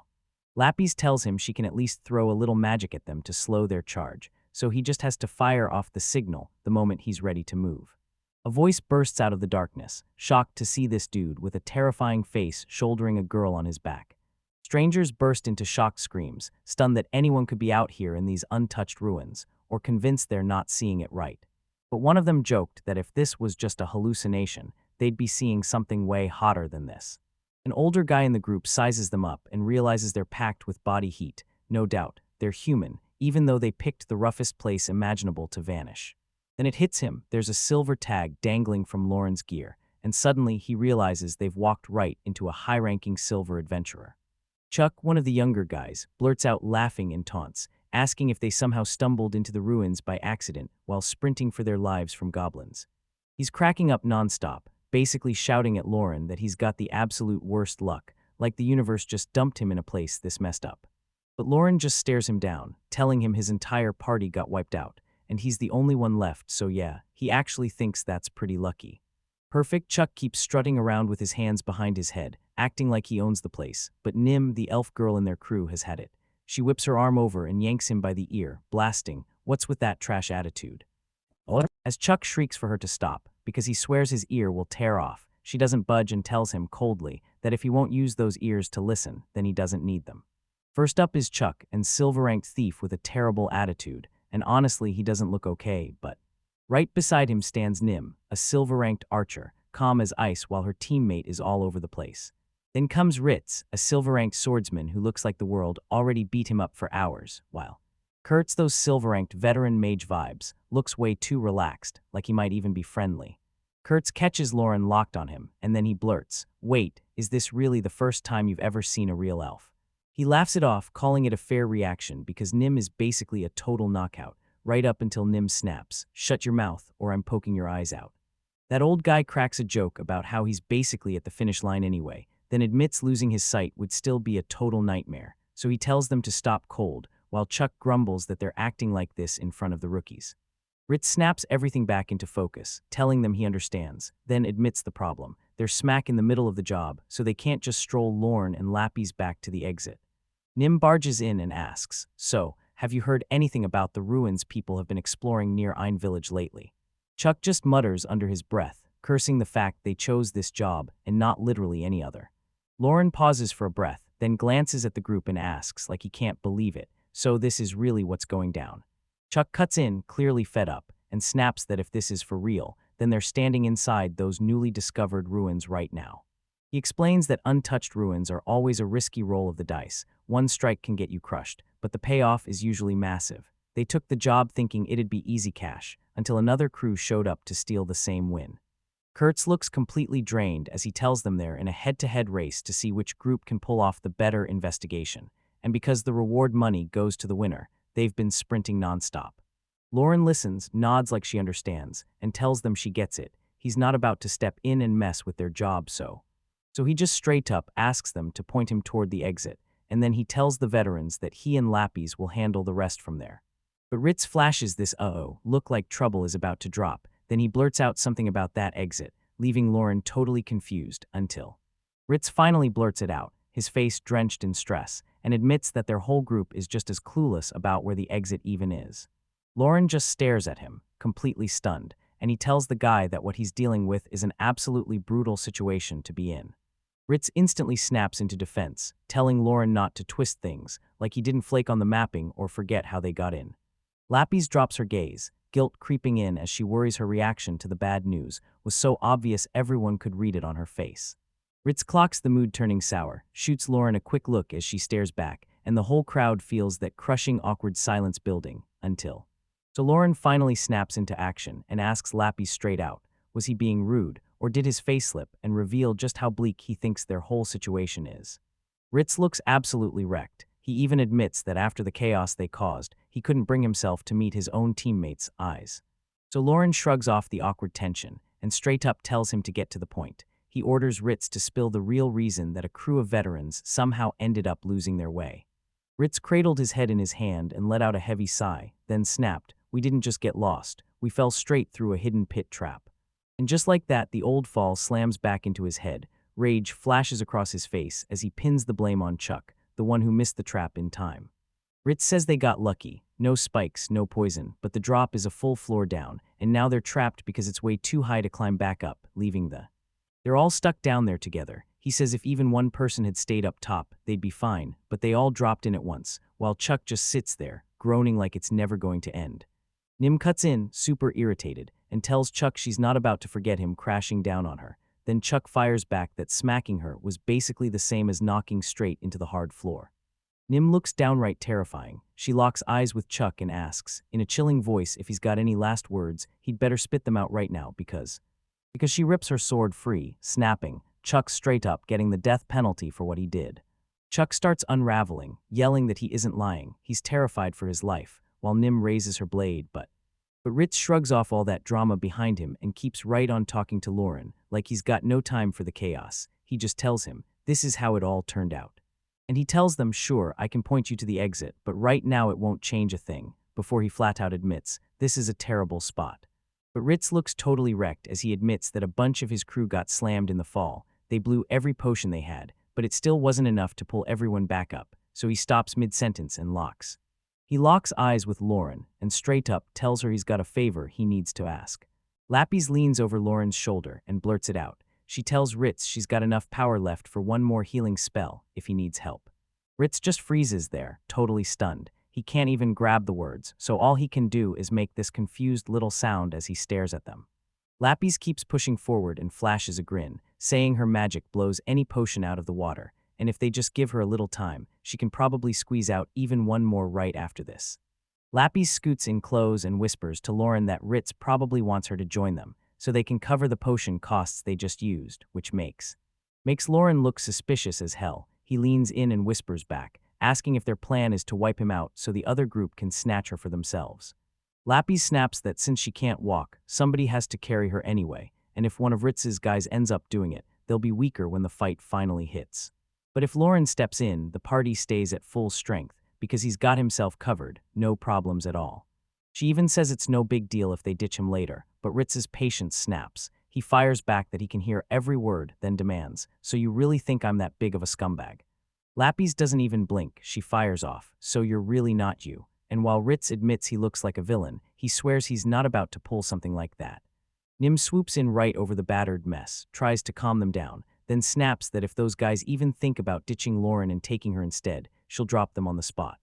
Ritz dives right back in and lays down his one and only rule. Lapis has to whip out her magic the moment he orders her to, no questions. And in exchange, he'll keep them right by his side until they crack the code and claw their way out of these ruins. Lapis nods immediately, eager as ever, and tells him she's all in for the plan. Ritz flashes a confident smirk, declares the deal officially sealed, and can't wait to team up with them until they finally crawl out of these ruins. Lauren Carey hurls Lapis onto his back as the whole crew finally sets off together.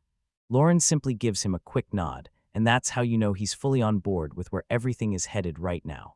Ritz shouts over the whole party, yelling that it's time to stop hanging around, roll up their sleeves, and dive back into the ruins to keep exploring.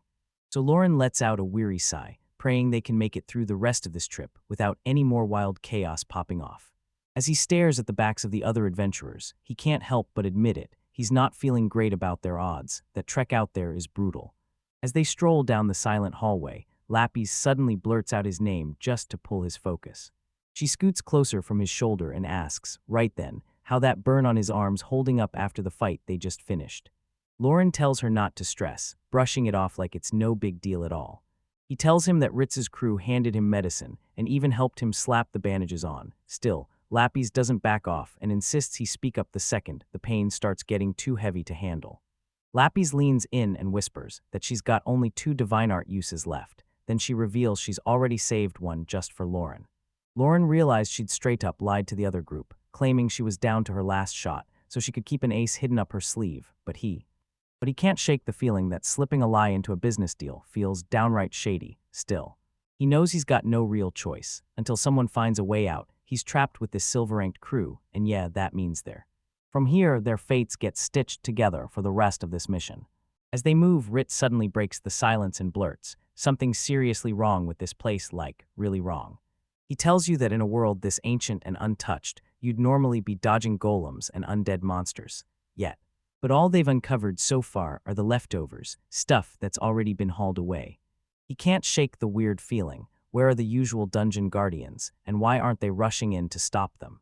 So Lauren straight up asks, aren't you even glad things finally aren't falling apart for once? Ritz snaps at Lauren, insisting guardians always turn up in places like this, and he looks downright stressed out. Lauren points out that even though they were meant to find something here, for reasons he can't even explain, the only creatures they've actually laid eyes on are goblins. Lapis jumps in and asks if the goblins could have crawled in from outside, staring at the wall like, are there other cracks like the one we just fell through? Ritz insists that can't be true, because the whole ruin stayed locked tight for ages, until only a few days ago. He tells them the place's finder had to hire an entire squad of mages just to crack the seal, so the original guardian still has to be stuck inside. But as they push deeper, he stops and points out something terrifying: no other monsters at all, just the goblins they've already stumbled upon. Oikert snaps into the conversation and says the guardians might have kicked the bucket of old age or got wiped out in a fight with the goblins. Then he frowns and admits they should have still found some kind of remains by now. The old mage warns this would have turned into a completely different story if the place was only guarded by ghosts or undead that never leave bodies behind. If that's true, then this ruin wasn't just random, it was built for something specific, and suddenly he can't stop asking, what was the point of all this anyway? Lauren just locks eyes forward, realizing this quick ruin check is spiraling into something far more tangled than she ever expected. Ritz snaps at them to chill and save the worries about the ruins, history for later, because the real headache right now is figuring out how to reach the upper floors. Lauren suddenly halts mid-step and snatches for his sword. He warned the whole group he could hear another pack of goblins lurking just ahead. He tells Lapis to hop off his back for a second so he can fight, but she gives his shoulder a quick tap, flashes him a calm smile, and tells him it's okay, because she's not ready to get down just yet. Ritz snaps at Lauren to lock in on watching their rear, says the others will take care of the front, and Lauren nods, ready to go. With Ritz only tallying 7 enemies, it looks like this fight won't even break a sweat.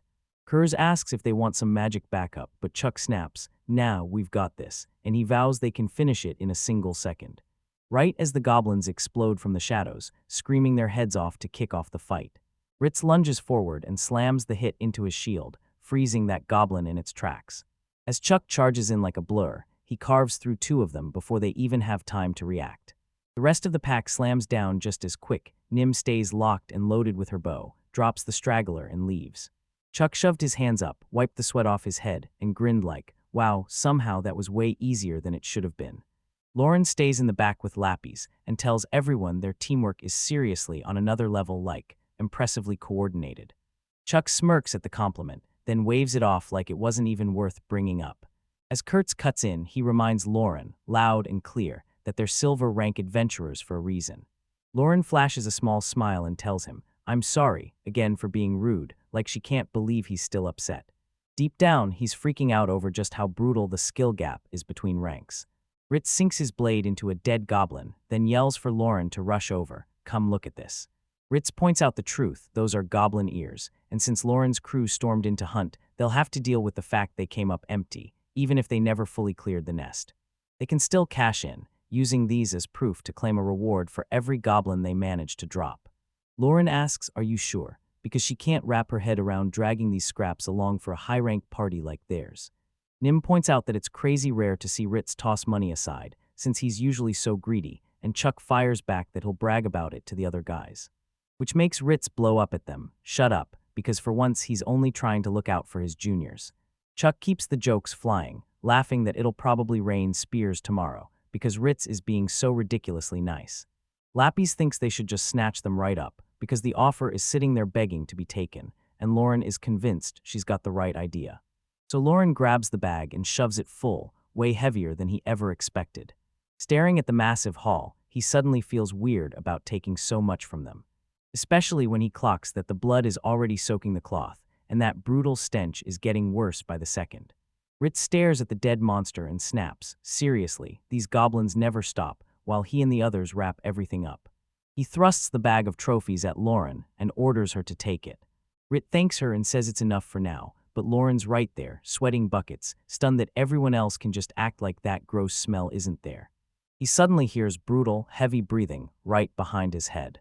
He whips around and there's Lapis sprawled all over him, panting like she's totally lost in another world. She shoots him a quick look and swears she isn't excited at all. She's just fighting for air, because the stench is so brutal she can't even breathe through her nose anymore.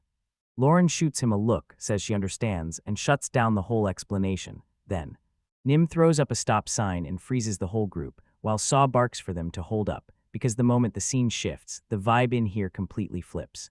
She catches a scent in the air, snaps her attention to it, and shouts that it's changed, because this is not the smell of goblins.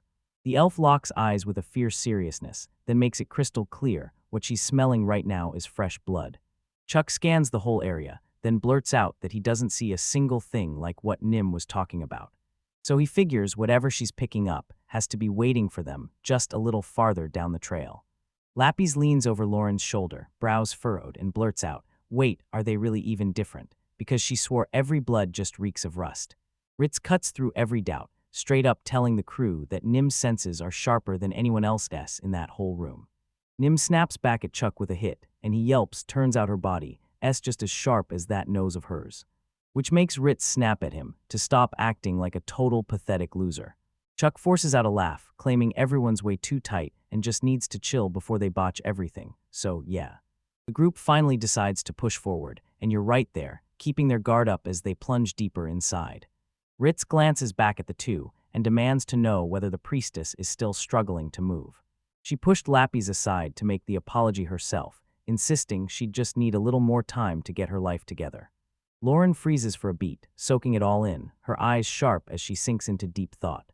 Chuck stares at Lapis and admits he has zero clue about their past, and then he drops the truth she'd be safer back at the church, because Lapis looks absolutely drained, like every last ounce of strength got wiped out.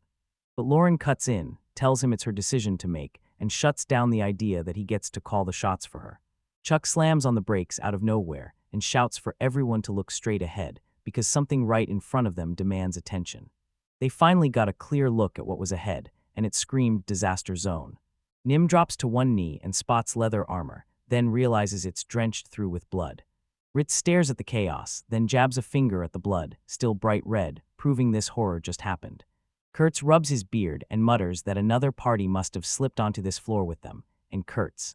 He can't stop thinking about it, who from that other group was really hiding inside that armor they found. Nim just lets out a heavy sigh and says, Ritz and Chuck are being insanely reckless with this whole mess. Nim looks completely done with it and snaps that Kurtz has finally lost his mind. Then the old man barks right back from the side that he's still got every bit of his wits. While the bickering keeps going, Nim swivels to Lauren and demands his honest take, like, right now. Lauren asks if Nim really wants to take her input back from her own teammates, but Nim tells her to let those guys stretch out for a moment. Lauren just wants to know what he thinks happened to the person who wore that blood-soaked armor. Lauren stares at the bloody chaos and says, straight-faced, that there's no way the owner is still alive. He goes on, saying it's only natural to think they were wiped out there, right on that floor. Nim goes quiet, then says, if that armor is really from the rival party, then our thief was the one wearing it, and if that's true, then he's the one who's already gone. Lapis blurts out, woman, and it totally throws Lauren off for a second. She says these ruins are only meant to be crawling with goblins, but she can't shake the gut-twisting thought that a woman was in the middle of it. Nim locks eyes with Lauren and grills him, asking what he really thinks about that exact point. Lapis couldn't shake it, something about the whole thing felt wildly wrong, and Lapis drops a brutal truth, those blood-soaked armor belonged to a woman for sure, which makes everyone falls silent the second she says a goblin took her life. Lauren just stares at her while she lays it out. If our hunches are right, then everything about this whole situation is completely wrong, and it makes zero sense, because a normal goblin would never act like this. Nim drops a serious stare and confesses that she's starting to get the same awful gut feeling about it too. So Lapis hints that something else is lurking deep within these ruins. Lauren sounds totally skeptical as she leans in and demands, so what do you mean exactly by that? But Lapis snaps back that the mission logs said these ruins were supposed to be packed with goblins. And here's the deal, goblins are known for one thing. When they grab a woman, they don't kill her straight away. Because those monsters use that stuff in the most disgusting ways possible, instead of just finishing the job. Lapis calls out the glaring issue. This armor might have belonged to a woman, but they still got dropped on the spot. Lapis thinks it's totally bizarre, because if these really are goblins, then what they're doing makes zero sense. Neuron stays silent while Lapis lays it out. Those monsters don't hunt for justice. They chase their own twisted pleasure, dragging a living person straight back to their nest. So Lauren lets out a shaky sigh, because if she's right about how these things behave. So yeah, there's basically no doubt that something way worse than a goblin is lurking right in these ruins. Nim glances at Lauren and asks, do you remember how we got out, through that crack in the wall where we first met? And Lauren tells her it was basically one straight shot the whole way, no detours, no twists. Nim pauses for a beat, then the truth clicks. So yeah, they're basically saying she finally gets it. He spun around toward Ritz, tossed out the warning that something felt wrong, and urged them to bail out of there and rethink their next move. But Ritz starts looking totally rattled, telling her and the others, "Hold up, just a minute." Ritz admits something feels off, but he won't let them jump to conclusions and call those remains the missing group, S without proof, because even if they want to back off, they'll need a way better reason than a gut punch.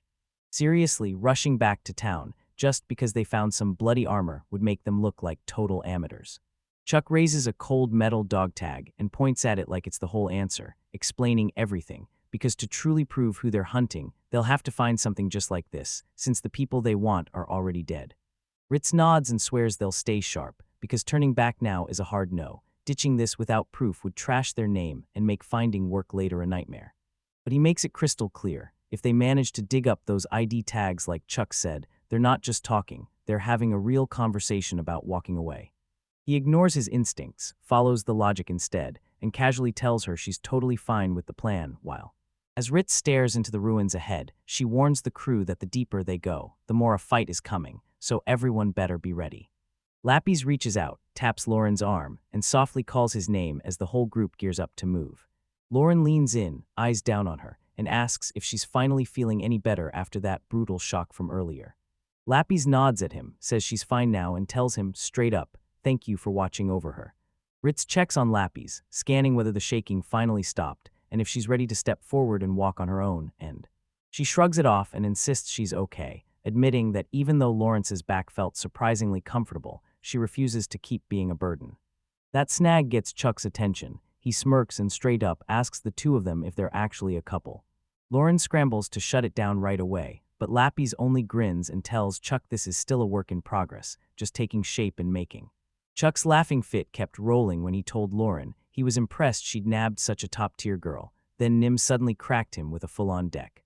Towering over him with a terrifying stare, she demanded to know if he was trying to drag every last monster in the ruins straight to them. She snaps at him that if he won't stop talking, she'll put him down herself before any monster even gets a shot. Ritz shrugs off the chaos and tells Lauren that now his hands are free, he can finally jump in and help in the fight. Specifically by guarding the rear, as Lapis immediately chimed in that she'd already been assigned to back him up. Lauren keeps her eyes sharp as Lapis scans the area, then, after a long look around, snaps back into her usual self. Lapis practically shimmers with excitement as he tells Lauren that this whole mess is something he almost never gets to experience. She straight up calls it, they're not just some side quest. She says they're basically riding shotgun on a top-tier search for an ancient kingdom's ruins, the kind of mission that never lands in a copper rank's lap. Lauren looks totally overwhelmed, calling your name, demanding to know if you even realize how deadly that spot is. Lapis doesn't play it serious. She leans in with a blatantly fake pout and tells him he's way too scary. Lauren basically shoots that idea down instantly, saying there's a hard cap on how loud and obvious her acting can get. She clings to his arm anyway, forcing him to bark, "Get off," while she only whines in pure disappointment. So Lauren just stands there, staring as the rest of the party marches off, while I'm breaking into a sweat, praying nobody else in the group notices we were acting like that. He tells her, sure, I know you're dying to poke around those ruins, but calm down and hold yourself back. Leaving Lapis to just sigh like, guess I don't really have a choice. As they stride through the area, she scans every corner, then finally blurts out to the others what the real mission is and where they're headed right this second. Ritz says they're basically just carrying the ruin investigation forward while keeping an eye on the others, though he admits it's damn hard to tell which job matters more right now. Which makes Lapis not fall behind, as she takes in every piece of information. So she argues that since the whole crew already face-planted once, turning back toward that pit trap might actually be the smarter move. Ritz looks absolutely unconvinced. He meets her eyes and demands, point blank, a damn good reason for why they'd even want to do it. Lapis straight up tells them the pitfall was no accident at all. It was a trap set to snag anyone dumb enough to try breaking in. And because it doesn't strike them dead the second they drop in, she's convinced this whole floor was constructed to punish anyone unlucky enough to land here. Ritz snaps the pieces together and realizes the builders probably just ditched monsters down here to hunt anyone unlucky enough to wander in. And he still can't fathom why anyone would go through the trouble of building a system that's nothing but nonstop misery to manage. Lapis stays perfectly calm and tells him, I don't know the exact history of this place, but every civilization across time has carried the same mindset. Honestly, it's like they're counting on everyone not caring what happens to trespassers, so the whole thing is built to trip them up and make things brutally hard. Lappy's face snaps into a serious stare, and suddenly it hits. You might not be looking at a random spot at all, but a place meant for something completely different. The rest of the group looks totally wiped, but she snaps them out of it. Ignore those bad vibes for a moment, because there's clearly nothing worth finding on this floor. She snaps that if they truly want to find ruins, then wandering around down here is nothing but a massive time sink. Ritz demands, why in the world are we going back to where we fell? And Lapis fires back that there's got to be a hidden maintenance route or a way to haul the bodies out. Lauren just stands there, totally calm, knowing the way out is close, right there, so she can breathe easy. It pushes Ritz to agree it's their best shot, even as Chuck starts griping that they never saw a door anywhere after they landed. Lapis keeps it real and bluntly tells everyone the builders never would have made a clear escape route for trespassers because it's tucked away out of sight. Chuck keeps insisting, if anything had been there, I would have seen it, I would have noticed. But the others lock eyes with him and just dare him to prove it, and he's left stuck. No comeback, no words, nothing. So Ritz officially labels it as the plan, telling everyone they're sprinting back to the fall site to kick off the real search. Kurtz yanks out the map he's been crafting and scans his notes, double-checking what he's written. He jabbed his finger at a dead-end wall and shut down the wrong way, no doubt about it. The group barrels through the tight stone corridor, and Kurt snaps that they've got to check the next spot before. They finally stomp back to the spot where it all went down, and Lauren calls out that everyone made it to the same area they fell. Everybody freezes and stares at the huge room ahead. This dungeon's ceiling shoots up way higher than the others. Someone even asked if that lid-looking thing was really the trap door they'd fallen through, and yeah, that feels spot on. Lauren sweeps her eyes across the walls, finds nothing, and tells Lappy straight up, are you sure there's really a way up? Chuck starts raising his voice, demanding to know if he's right, clearly irritated that anyone's doubting his skills. Since he launches into a rant about being a silver-ranked thief who would have spotted a door, while Lappy's just stared at him and said that if there was a hidden path anywhere, he'd have clocked it by now. Lappy strides up to a dull stretch of wall and presses her hand against it, making Lauren demand, what are you even doing? Because he was totally lost watching her random moves. She tells him the magic baked into the building makes it hard to see, but she still stumbled onto a secret hidden switch. Then a gigantic hatch in the ceiling groans and swings open, and the entire group freezes, staring up in pure shock. Chuck snaps, asking if the old man should have spotted that, but Kurtz just smirks and calls him a moron, saying a thief like Chuck should have been the one to catch the trap first. Lauren just sits there, letting them snap at each other, and flat out admits she has no clue what any of this even means. Nim cranes his neck up at the opening, and there it is, a plain ladder just waiting for them. Someone quips that it felt almost unfair, like it was way too easy. And Lappy's finally clicks, all right, it's time to move up to the next floor, everyone. Chuck shot a look at the exit, called out to the others, and asked how the climb was going before they started scaling it. Chuck stares at the ladder, checks it out like he trusts it, and straight up decides, right there, that he'll be the first one climbing. Nim nods, saying it's the smart play, because if things go sideways up there, only Chuck can actually survive that jump back down. So she snaps at him to stop stalling and just go, tosses him a casual cheer, and he starts his shaky climb up the wall. Lauren watches the whole exchange and blurts out, wait, did that come out weird, or is it just me? Looking shockingly drained, he admits the whole mess feels like a total waste of time and energy. Lappy's just grins and tells him, if they'd found the hidden path first, they never would have managed to keep Night and Lappy's clothes together. Chuck finally hauls himself to the top of the ladder, then mutters that they probably only got through this time because of pure luck. He leans over the edge, blasts, the coast is clear, and waves the crew on. Everyone starts climbing up, one after another. When the who's next question finally hits, Lappy's grins and says, easy, me and Lauren will just wait here and go last. She starts humming to herself about the upcoming exploration, and Lauren instantly snaps, saying she's way too happy for a place like this.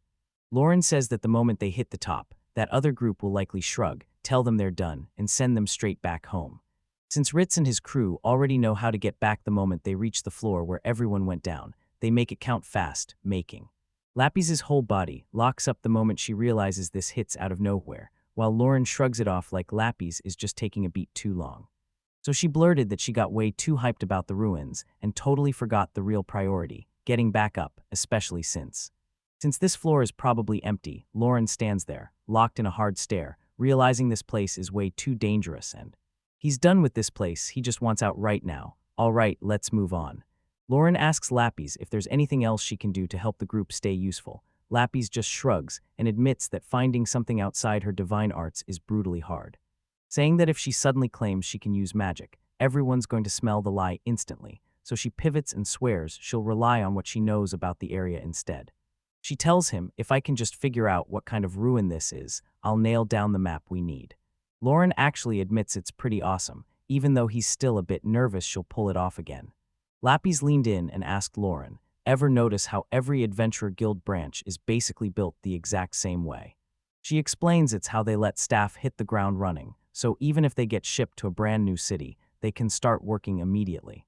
She grins and points it out like it's obvious. The same logic fits these ancient ruins they're digging into right now. She claims the folks from the ancient kingdom were freakishly practical, so any buildings made for the same purpose almost always end up wearing the same design. Making Lauren blurt out whether that rule ever has exceptions, Lapis shrugs and says yeah, because every era's packed with its own brand of weirdos who. As they haul themselves higher and higher, the group keeps crafting structures with straight-up mind-blowing layouts while they claw their way up the ruins, towering vertical climb. Ritz finally scrambles to the top and blurts, "We made it," but that sweet relief lasts about 2 seconds because the second he peeks over the edge, his whole body locks up. He can barely choke out a word as he spots what's waiting below. He starts yelling at everyone behind him to climb back down the ladder because things have gone from bad to way worse. And just like that, out of the shadows, a giant pack of goblins explodes into view, charging in hard and screaming ambush. The hallway is packed wall-to-wall with goblins, then a huge tide of them crashes into the ruins and keeps on flooding forward, crushing everything in its path. Ritz barrels ahead, shouting, "What even is that?" because he straight up can't wrap his head around how massive that swarm is. As he keeps sprinting, he blurts out, wide-eyed, wondering how on earth so many monsters could have been lurking in these ruins the whole time. Naren snaps back that she has zero clue where they came from since they just dropped out of nowhere, and she's absolutely not going down just to die to goblins. Ritz snaps at everyone to shut up and just go all out, run as fast as you possibly can. So Lauren keeps his head down, stuck in his own head, thinking, how did I land in this exact kind of mess again? And the insane numbers are making it worse. He figures out that one bad turn, or getting trapped in some dead-end corner, means they'll be boxed in and swarmed in seconds. And the second that happens, it's basically over for them, like instant death, so they crank their pace through the pitch-black dark. Lapis's voice cracks as worry creeps in. She admits things look grim for them right now because Kurtz and Naren are finally breaking, gasping for air, their bodies giving out as their legs lose the will to keep going. Ritz snaps at Kurtz and Lapis to keep running, yelling that they have to push through somehow, while, as he screams a warning, he makes it crystal clear, if anyone stops running right now, they're dead on the spot. Lauren glances over and sees the group is completely wiped out. They've hit their limit, and he finally clocks it. Lapis is barely holding on because her mana hasn't come back, so she can't keep this up much longer. Realizing she's dragging everyone down, Lopi snaps at Lauren to abandon her, because this is the only way forward, but she gasps in shock when Lauren suddenly lunges in and snatches her anyway. Ritz asks if he'll really be okay hauling her around, but Lauren just shrugs and says he's already used to carrying her. He flashes back to his mercenary days, back when hauling his comrades through a bloody mess was just another shift, even with zero sleep hammering his brain, he still has to swallow the truth. This is getting brutally rough. Kurtz feels awful about being a burden, blurts out to Lauren that he's sorry, and promises he'll make it up to him for real later. Lapis lifts her gaze off Lauren's shoulder and blurts out, "I'm so sorry, I shouldn't be such a burden," trembling out the words as she apologizes for. She's setting him up for more trouble, but Lauren just brushes it off, says it's totally fine, since they aren't even using their legs. They need to start thinking smarter, because if they keep this up, they'll burn out, get spotted, and end up caught. Lapis whips her head to the side and yells at Kurtz to try something, see what he's got while. She asks Kurtz to rain down some fireballs and clear the place, and he tells her that against a crowd this massive, it wouldn't stop them for long, and even if he slammed up an earth wall to block their path, it still wouldn't hold them back for long. Lapis presses for a firestorm, and Kurt admits he might be able to pull it off maybe. Twice if he truly shoved himself to the limit. Lapis realizes fast that those 2 shots still won't be enough to actually save them. She praises Kurtz for his skill, then Lauren snaps at everyone to shut up and stop talking about it. Stick to the basics, then lock in your focus, because he's frantically searching for a smarter plan before time runs out. Ritz starts losing it, panicking that they're all about to become goblin monster food, and Lapis snaps back that she and Nim will probably be spared, only to be kept as breeding stock. Kurtz lays it out, yeah, that might be true, because the women from the other groups didn't get gobbled up the way the men did, and that realization hits right.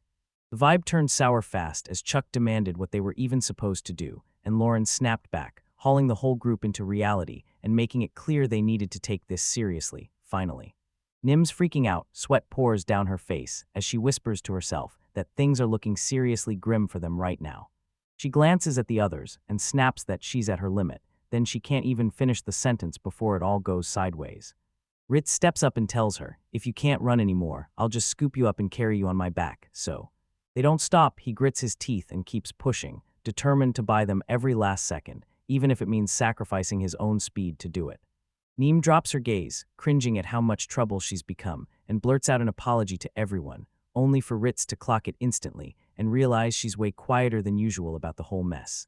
Lauren's wiped out, staring at the floor like there's no way at all, that an emergency exit could possibly exist on a place this messed up. They're completely out of options and running on fumes, so wrecked that you can't even tell if they're losing their edge or if their brains are flat out shutting down from pure exhaustion. Lauren glares into the pitch black, empty hallway, and the horror hits. If they keep sprinting like this, they're all going to die. He grabs the truth fast and realizes they've got to try something different, even if it's a crazy long shot. He snaps to the group, saying anything beats just sitting here twiddling our thumbs until the end. Then he admits he has an idea, even if he can't bring himself to call it a real plan yet.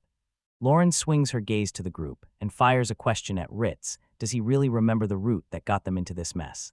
Ritz glances back and admits he's completely clueless, but he swears Chuck should have memorized the route by now.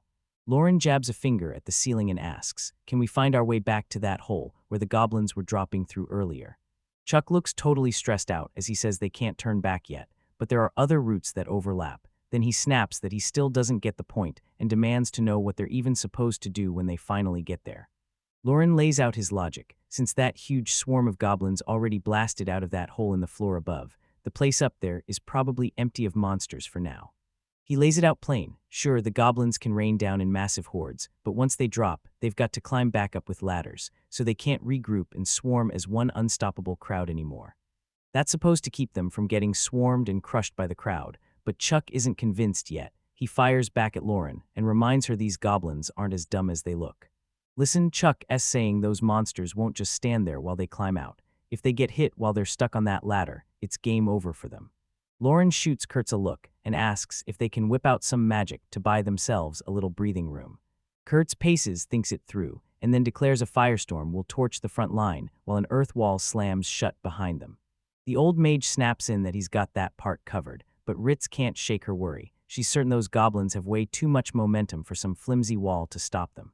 Lauren screams that they only have to reach the upper floor before the wall gives out, and if they fail, everyone will pin the blame on him.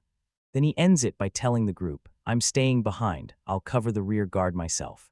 Ritz stares at him like he's lost his mind and blurts, are you serious? Because with this many monsters, there's no way one person can take them all down. Lauren tells him, I'm not taking on that whole swarm at once, I'm just going to cut down whatever slips past the firewall. He shoots Ritz a cocky grin and tells him to just haul himself up, because they're not trying to find out what happens if they fail. Ritz finally gives in and tells Chuck to guide them right back to that hole they found earlier, and Chuck fires back on it.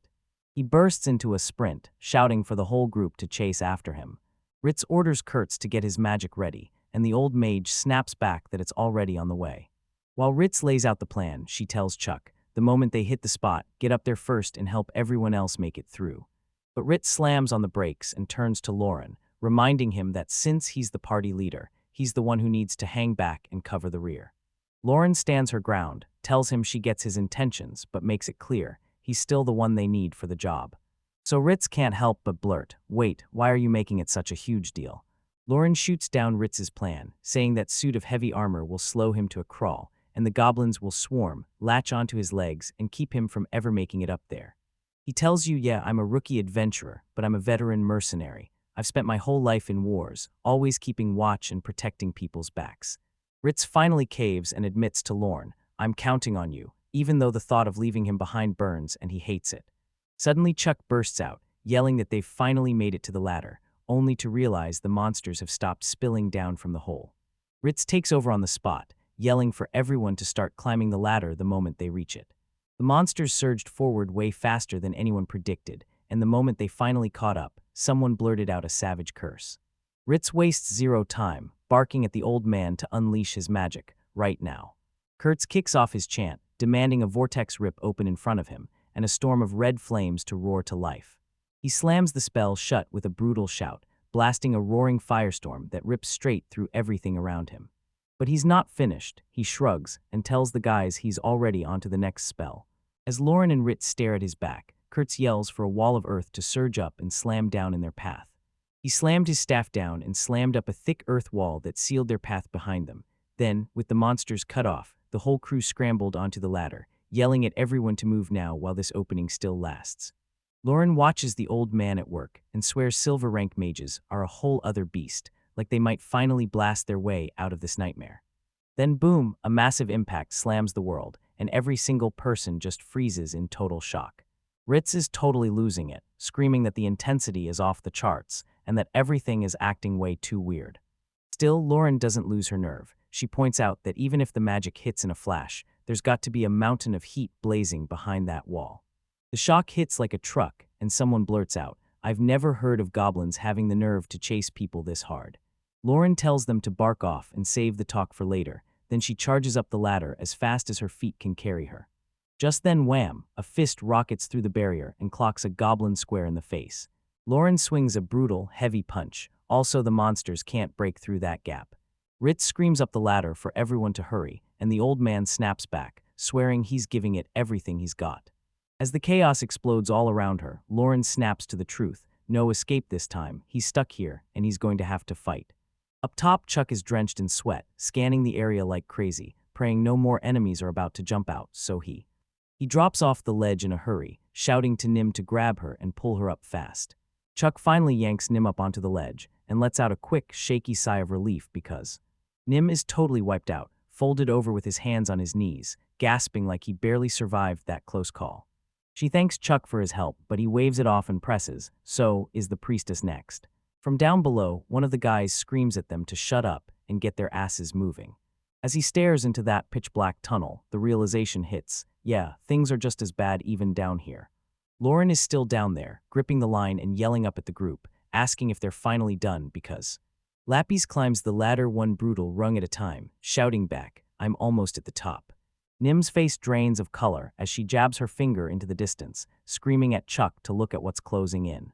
Chuck clenches his jaw, snaps, and starts ranting that more of those things just keep showing up, so someone tells Lapis to back up Ritz, then grills the old man, can he still sling magic? And the old man snaps back that he's only got one shot left. Lauren planted his feet at the dark tunnel's mouth and screamed back to the group, "I'll keep those monsters pinned here until Ritz and the others finish climbing." But the pressure starts crushing him. No matter how many enemies he cleaves down, they just keep pouring in, and he can't afford to slip on the blood slicking the ground. Just as he steals one breath, a sick feeling hits him. Something about this whole situation is wildly wrong. It finally hits him. This floor should be drenched in way more corpses than the few he's actually seeing.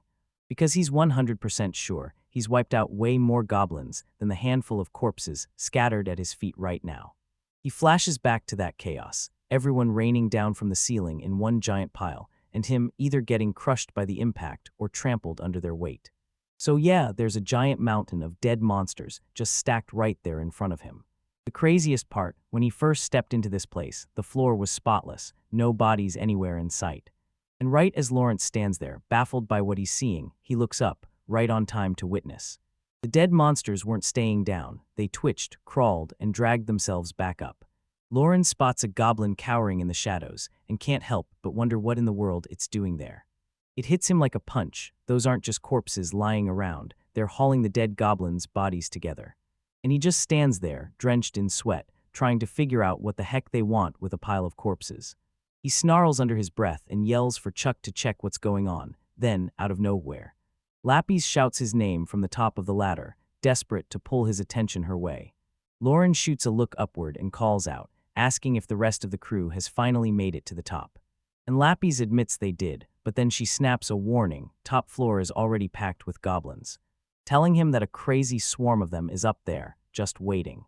She looks totally freaked out, and she blurts out that these super weird things have shown up.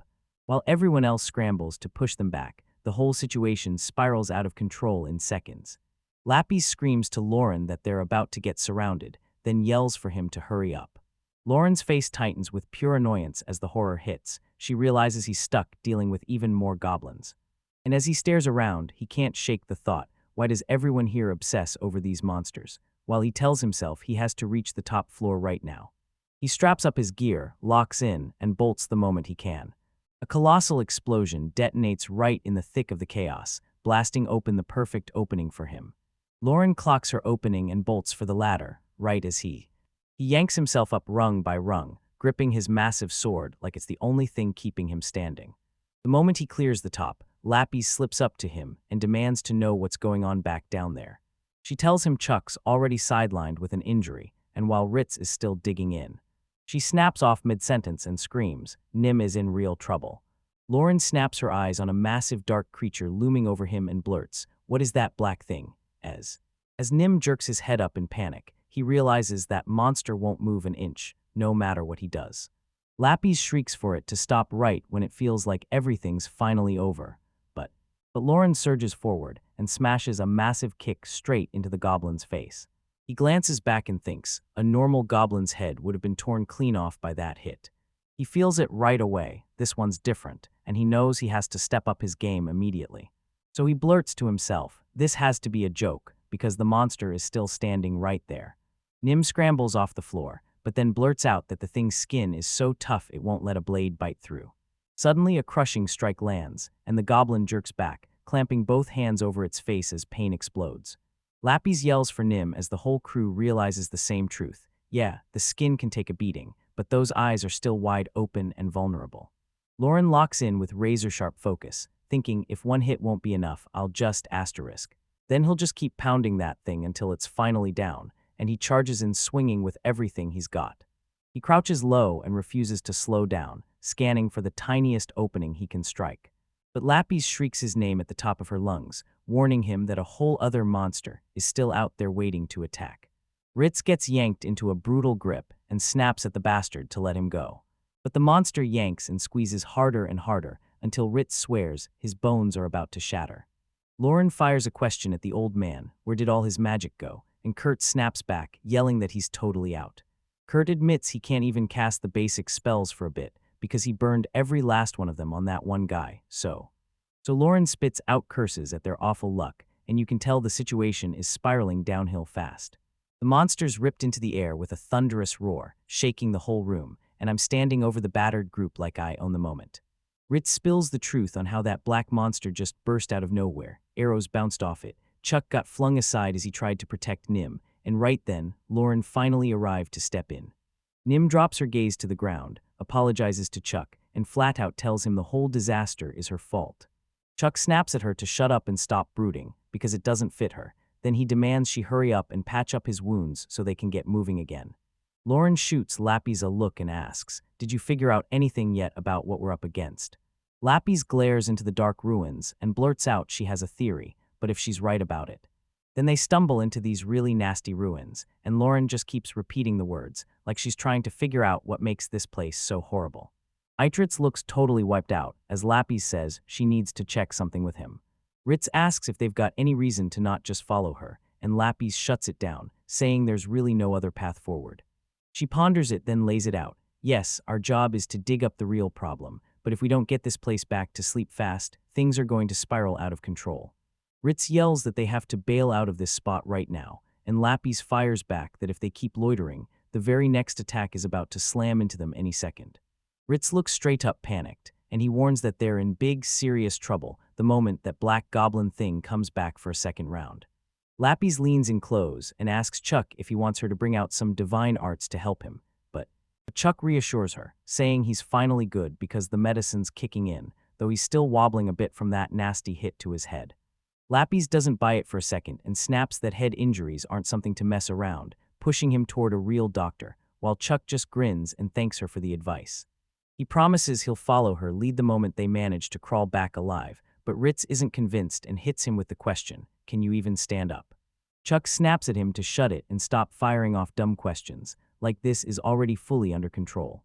He swivels toward Nim and tells her, "If you want me to move, just say the word," but she still frets and insists he not push himself too far. Chuck reaches out, tells her she's good, and reassures her. He may look broken, but he's not nearly as messed up as he seems. He says it was only a 1-second blackout, because that monster just got one lucky, deadly hit on him. And he tells her to quit worrying, because when the time comes, he's going to be moving just fine. Kurasu's looking wrecked as he finally snaps and admits the truth. He's completely out of mana, so from here on out, he's basically helpless in this fight. Chuck just glares at him, tells the old man to chill, because nobody's blaming him for running dry. Ritz pipes up that if Kurtz hadn't knocked that monster out, they'd be in a way worse mess right now, so for the moment, they just have to move. Lauren grabs the light, and he glides through the ruins like he's been there before, like he can see exactly where everything is waiting. As they march, Lauren can't stop wondering what those things even were, because their skin and bones were insanely tough, and he immediately grilled Lapis if she thinks it was some kind of high-level goblin. Lapis suspects it could be a hobgoblin-level monster, then shakes it off and thinks it's just an ordinary goblin that somehow grew way too huge. Lauren isn't buying it, so he presses her for what else it could be, because he refuses to accept that just getting bigger is the whole reason it turned out like that. Lapis stared him down and demanded to know if he'd spotted anything else strange during their fight. Lauren says the goblins weren't hunting for food at all. They were hauling in their own dead, and I'm almost certain it wasn't because they were hungry. He fires back that there are way too many of them, and the whole atmosphere feels wrong, so Lapis nods and decides right away that the goblins here are definitely not normal. Lapis says the ruins are probably just goblins' territory, and Lauren's caught completely off guard. She blurts, "What do you mean?" as he stares at her like, "What are you talking about?" While, as they keep moving, Lapis glances at him and blurts out, "So, you've ever heard of alchemy, like how people even make medicine?" Lauren claims she knows the names of those jobs and has watched people do that work, but somehow, he still has zero real friends in that world. Lapis tells him it's okay, then instantly pivots, asking him what kinds of animals those researchers use for their experiments. Lauren snaps out of it and realizes she's been talking about mice, their bodies slowly adapting as they're used to trial brand new drugs. Lapis asks if he's got a clue why they chose mice for that kind of thing, and Lauren just jabs a finger upward like, "Do you seriously think a mercenary is gonna know random facts like that?" Lapis flashes a tiny smile and shrugs it off as pointless trivia, but then she can't resist. She starts explaining it anyway. She spills the truth. Mice are the go-to lab subjects because their mating cycles are insanely short. And on top of that, they grow up at lightning speed and can crank out a ridiculous number of babies in no time flat. Lauren starts to piece it all together, and he keeps hammering the same facts, how fast they're maturing, how they breed like crazy, until it finally all clicks and everything starts making sense. Lauren locks onto the road, trying to connect every dot, while Lapis leans in and demands, "Can you think of any other creature that matches those exact traits?" The realization finally slams into him. He looks shaken as he blurts out, "Wait, are you seriously talking about goblins?" Lapis beams at him and declares, "You're exactly right," thrilled that he's finally locking onto her logic. But she doesn't stop there. She pushes her theory even further, saying that if her idea about those creatures is right, then this whole place is probably a creepy old research facility, built just to study goblins and run brutal experiments on them. She says keeping them alive is almost effortless, and that they're the cheapest way to get this job done. Then she leans in and tells them the truth. Since they look just like humans and nobody even bothers to care about them, the researchers can run wild with experiments with zero guilt. Lapis straight up asks if there's even a single creature out there that could test better, then snaps back that there's absolutely no one else. She glances back at him and says she's almost certain this whole facility exists to study goblins for some specific research project. Lauren just trails behind her, totally baffled, while he keeps repeating research and cheap like the words have no meaning at all. While they walk, Lapis keeps the talk rolling, saying keeping goblins is basically effortless, because those things will chow down on literally anything, even leftovers or old corpses. And she points out that, according to the old records, the ancient kingdom cities used to just dump all their random trash on them, like straight up dumping it on what? She's practically glowing as she explains it. Apparently the waste has plummeted by 80%, and the goblins are the reason, wiping it all out so efficiently. Lauren looks absolutely horrified by the whole thing and fires off. Do you really think calling that economical is the right way to say it? Lapis shifts gears and gets serious, telling them that in the ancient kingdom, goblins weren't even considered living beings, just filthy dust in the wind. Because they multiplied so easily, Yushi bets the researchers must have been selectively breeding them, pumping out all kinds of bizarre new versions, which makes Lauren pause for a beat, and it hits him. Are the different kinds she's talking about anything like the monster they just survived? And Lapis whirls back toward him with a grin, telling him that since this place was used for that, you're pretty much guaranteed to stumble. In real goblin breeding grounds hidden away in the shadows like this, she starts to say there are a few scattered around, but then she cuts herself off the moment. Goblins slither out of the dark and swarm them in a full-blown attack. Lapis keeps moving through the pitch black, muttering that it only gets worse from here, and she spells out that this isn't some simple breeding spot. Lauren's involved too. Lauren can't believe she's staying so calm, and she shoots. Are you really just going to play this off like it's no big deal? But Lauren brushes it off, says that's just how she is, then snaps right back to the point, even though this place is a breeding ground. She thinks they weren't just cranking out copies. She's sure they were tweaking those monsters on the fly, changing and upgrading them as they worked, which Ritz blurts out from the back, demanding, what is that even supposed to mean? Lapis shoots him a clear answer. Yeah, it was all research to keep goblins goblins, while pumping them up so hard they'd be way stronger. She asked if they'd noticed anything strange about that pack that chased them earlier, because for all their numbers, they hadn't spotted a single top-tier variant, maybe because the ones created here are tuned to never give birth to anything new. And honestly, it tracks. If they were locked onto the base model, then it'd be a total waste to have hobgoblins or goblin magicians barging into their experiments. Rit still looked unconvinced, straight up asking if it was really okay for them to grab something that huge, but Lauren just shrugged it off. No matter how big they got, a goblin was still a goblin. Then it clicks in his head. He shoots off a question. Did the nest's goblins slip out through that crack, even though there was definitely a magician outside? Lapis pauses for a beat and says, those genetic tweaks probably only work as long as we're stuck inside these ruins. So she's pretty sure that slipping out into the open is what finally kicked everything into gear, letting them start evolving at last.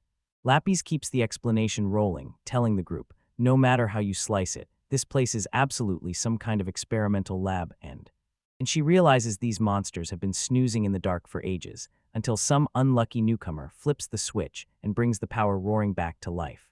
So yeah, it's hard to tell if they truly smashed some secret seal, or if simply walking through the front door was enough to kick the whole system back into action. Lauren's eyes lock in as she listens, then she demands answers. What does she mean when she says it gets way worse if they can't shut it down fast? Lapis reveals that those huge black goblins they saw aren't just random monsters, they're a special upgraded version of the regular ones. But even though these were clearly built in this very facility, I still caught something seriously strange in how they were acting. Ritz asks her what's wrong, and Lapis just hands it over like, here, now you've got it, because these ruin-made goblins don't even need human breeding beds at all. Which has her guessing the ruins hide a whole other zone where they churn out basic goblins and toss them in as test subjects.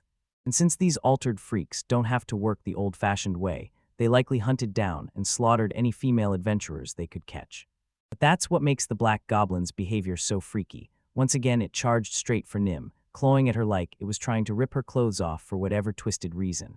Lauren's clearly on the edge as Lapis leans in and fires back, asking if he's spotted anything yet.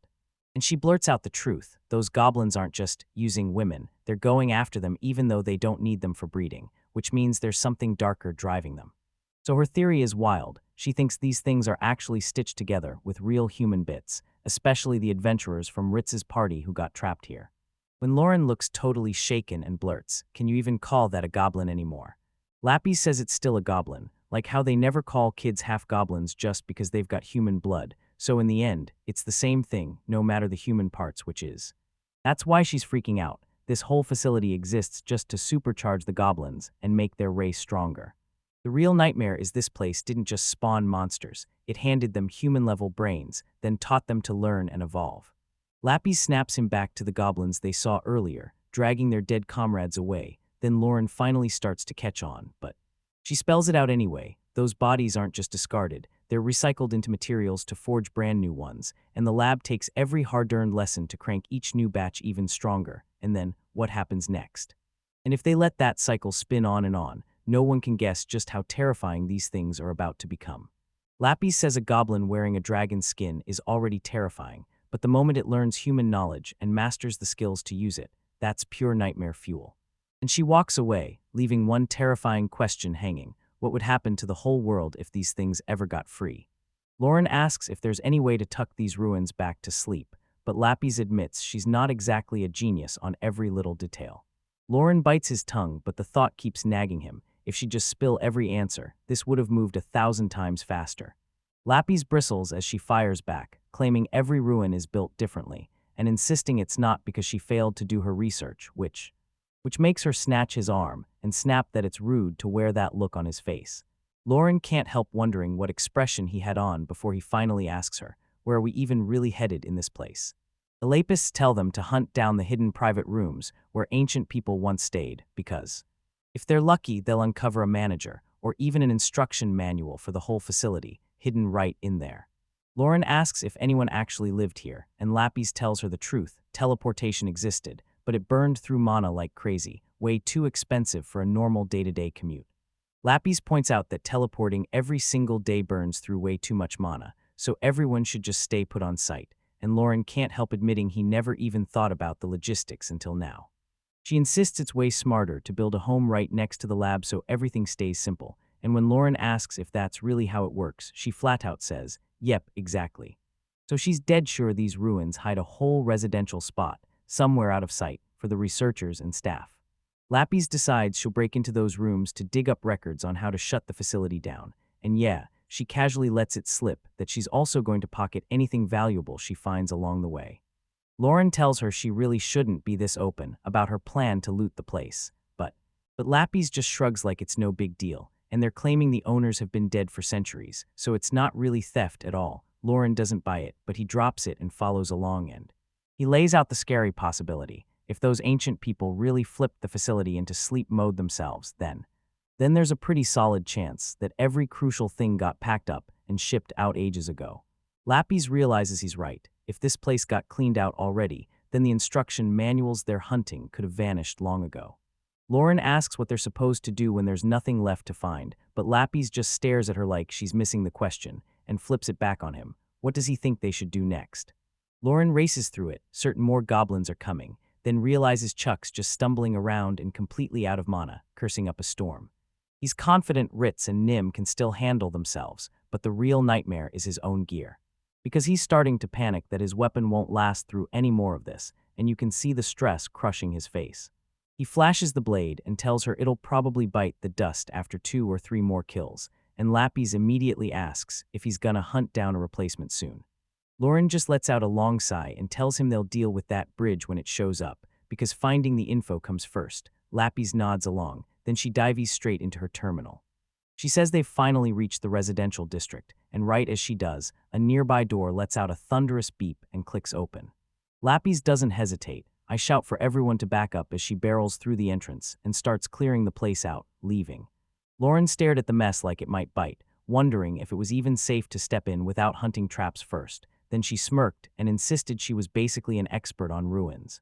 She tells him to chill, hands him the piece, and sprints into the mess like it's a treasure hunt, way too hyped about whatever she's about to dig up. Lauren and Ritz just freeze in total confusion, and Lauren blurts, "What the heck is happening?" while Lapis goes wild, hurling books and gear around like she's losing control. Lapis shoves the old papers aside in disgust, grumbling that this pile has nothing in it that's actually useful. So she swings to the next room, and the guys just stand there, staring as she leaves. Lauren tracks the next pile of junk falling and shrugs, saying they might as well let her handle it, because she's the expert, and she knows exactly what she's doing. Nim whips his gaze across the crumbling walls, shouting that this is where the people of the ancient kingdom once lived, and Ritz snatches up a chunk of old tech, and the moment he does, it hits him. Every single thing in this place is tied to that ancient legacy. He asks if they can just grab the item and head home, sure it'll be proof enough that they finished the job because the whole mission is all about scouting these ruins, and Lauren's 100% on board with the plan. Lapis buries her nose in a book and swears she's fine with it, as long as everyone else comes back in one piece. Ritz urges everyone to bail out together and spill what they've uncovered, insisting the high-ranked pros should handle it since, right now, nothing's happening. But Lapis tilts her head and asks if he means summoning the big guns, like gold, or even those mithril rank adventurers. Lapis just gapes into the distance, blurting that she can't even imagine how long it takes for a message to crawl all the way up to people that high. Ritz lowers his gaze, clears his throat, and starts explaining the whole system, his voice a little shaky, but he's pushing through. Lauren listens as they spell out just how unreal those top-tier ranks really are. Gold ranks are insanely rare, and anything higher might as well be a myth. Lapis whips around, tells the group she won't stand in their way if they're leaving, then closes her eyes and prays they make it home safe. She scans the area and checks the size, because what she needs just isn't there, so the rest of the party starts pushing out while she stays behind, messing with the wall's control panel. Our Lauren watches closely and mutters that she's being ice cold to everyone else. But she just glances back and drops the truth. What's the point of dragging people around if they don't even want to be there?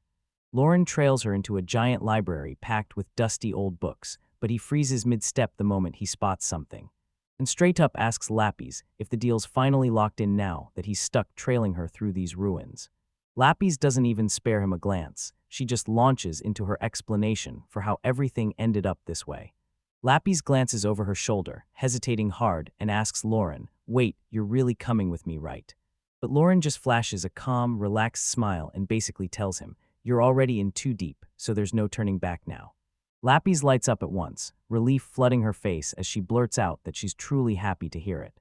She admits it, no matter how skilled she is, taking on these ruins alone would have crushed her way too fast. And she shoots him a quick thank you, then dives right into sorting through the old papers she snagged off the floor.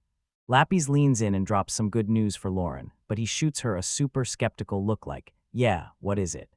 With a confident grin, she hoists a dusty book into the light, like she just uncovered the real instruction manual for the ruins, and he even points out that it spells out the exact steps to put the facility systems back to sleep the right way.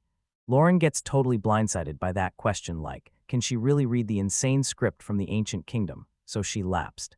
Lapis keeps reading like it's nothing, tossing out quick reminders that she's a priestess of the god of knowledge. So yeah, this is literally her whole job. Lauren's jaw drops at Lapis' reading skills, and she blurts out, "So everyone who serves the god of knowledge is this smart, huh? So Lapis shoots him a massive, confident grin, points at herself, and declares, without a shred of doubt, that she's one of the smart ones. Lauren squints at the ancient manual in her hands and demands, "So what's the real plan here? How are we supposed to use this?" Lapis jabs a finger at the map and tells them the control room is right here, where one switch can drop the whole facility back into sleep, then urges, "Come on, we've got to go now." Ritz keeps his distance, eyes locked on them, then blurts out, asking if they finally tracked down what they came for. Lapis grins and admits they hit the jackpot, then Lauren spins back to fire a question at Ritz. What's his party planning to do next? Ritz doesn't think twice. He cuts straight in and tells them he's decided to stay with their group after all. He admits staying with Lauren and Lapis is their best shot at actually surviving this hellscape. So Lapis flashes a grin and barks that they've got to hurry to the control room right now, before anything else goes wrong.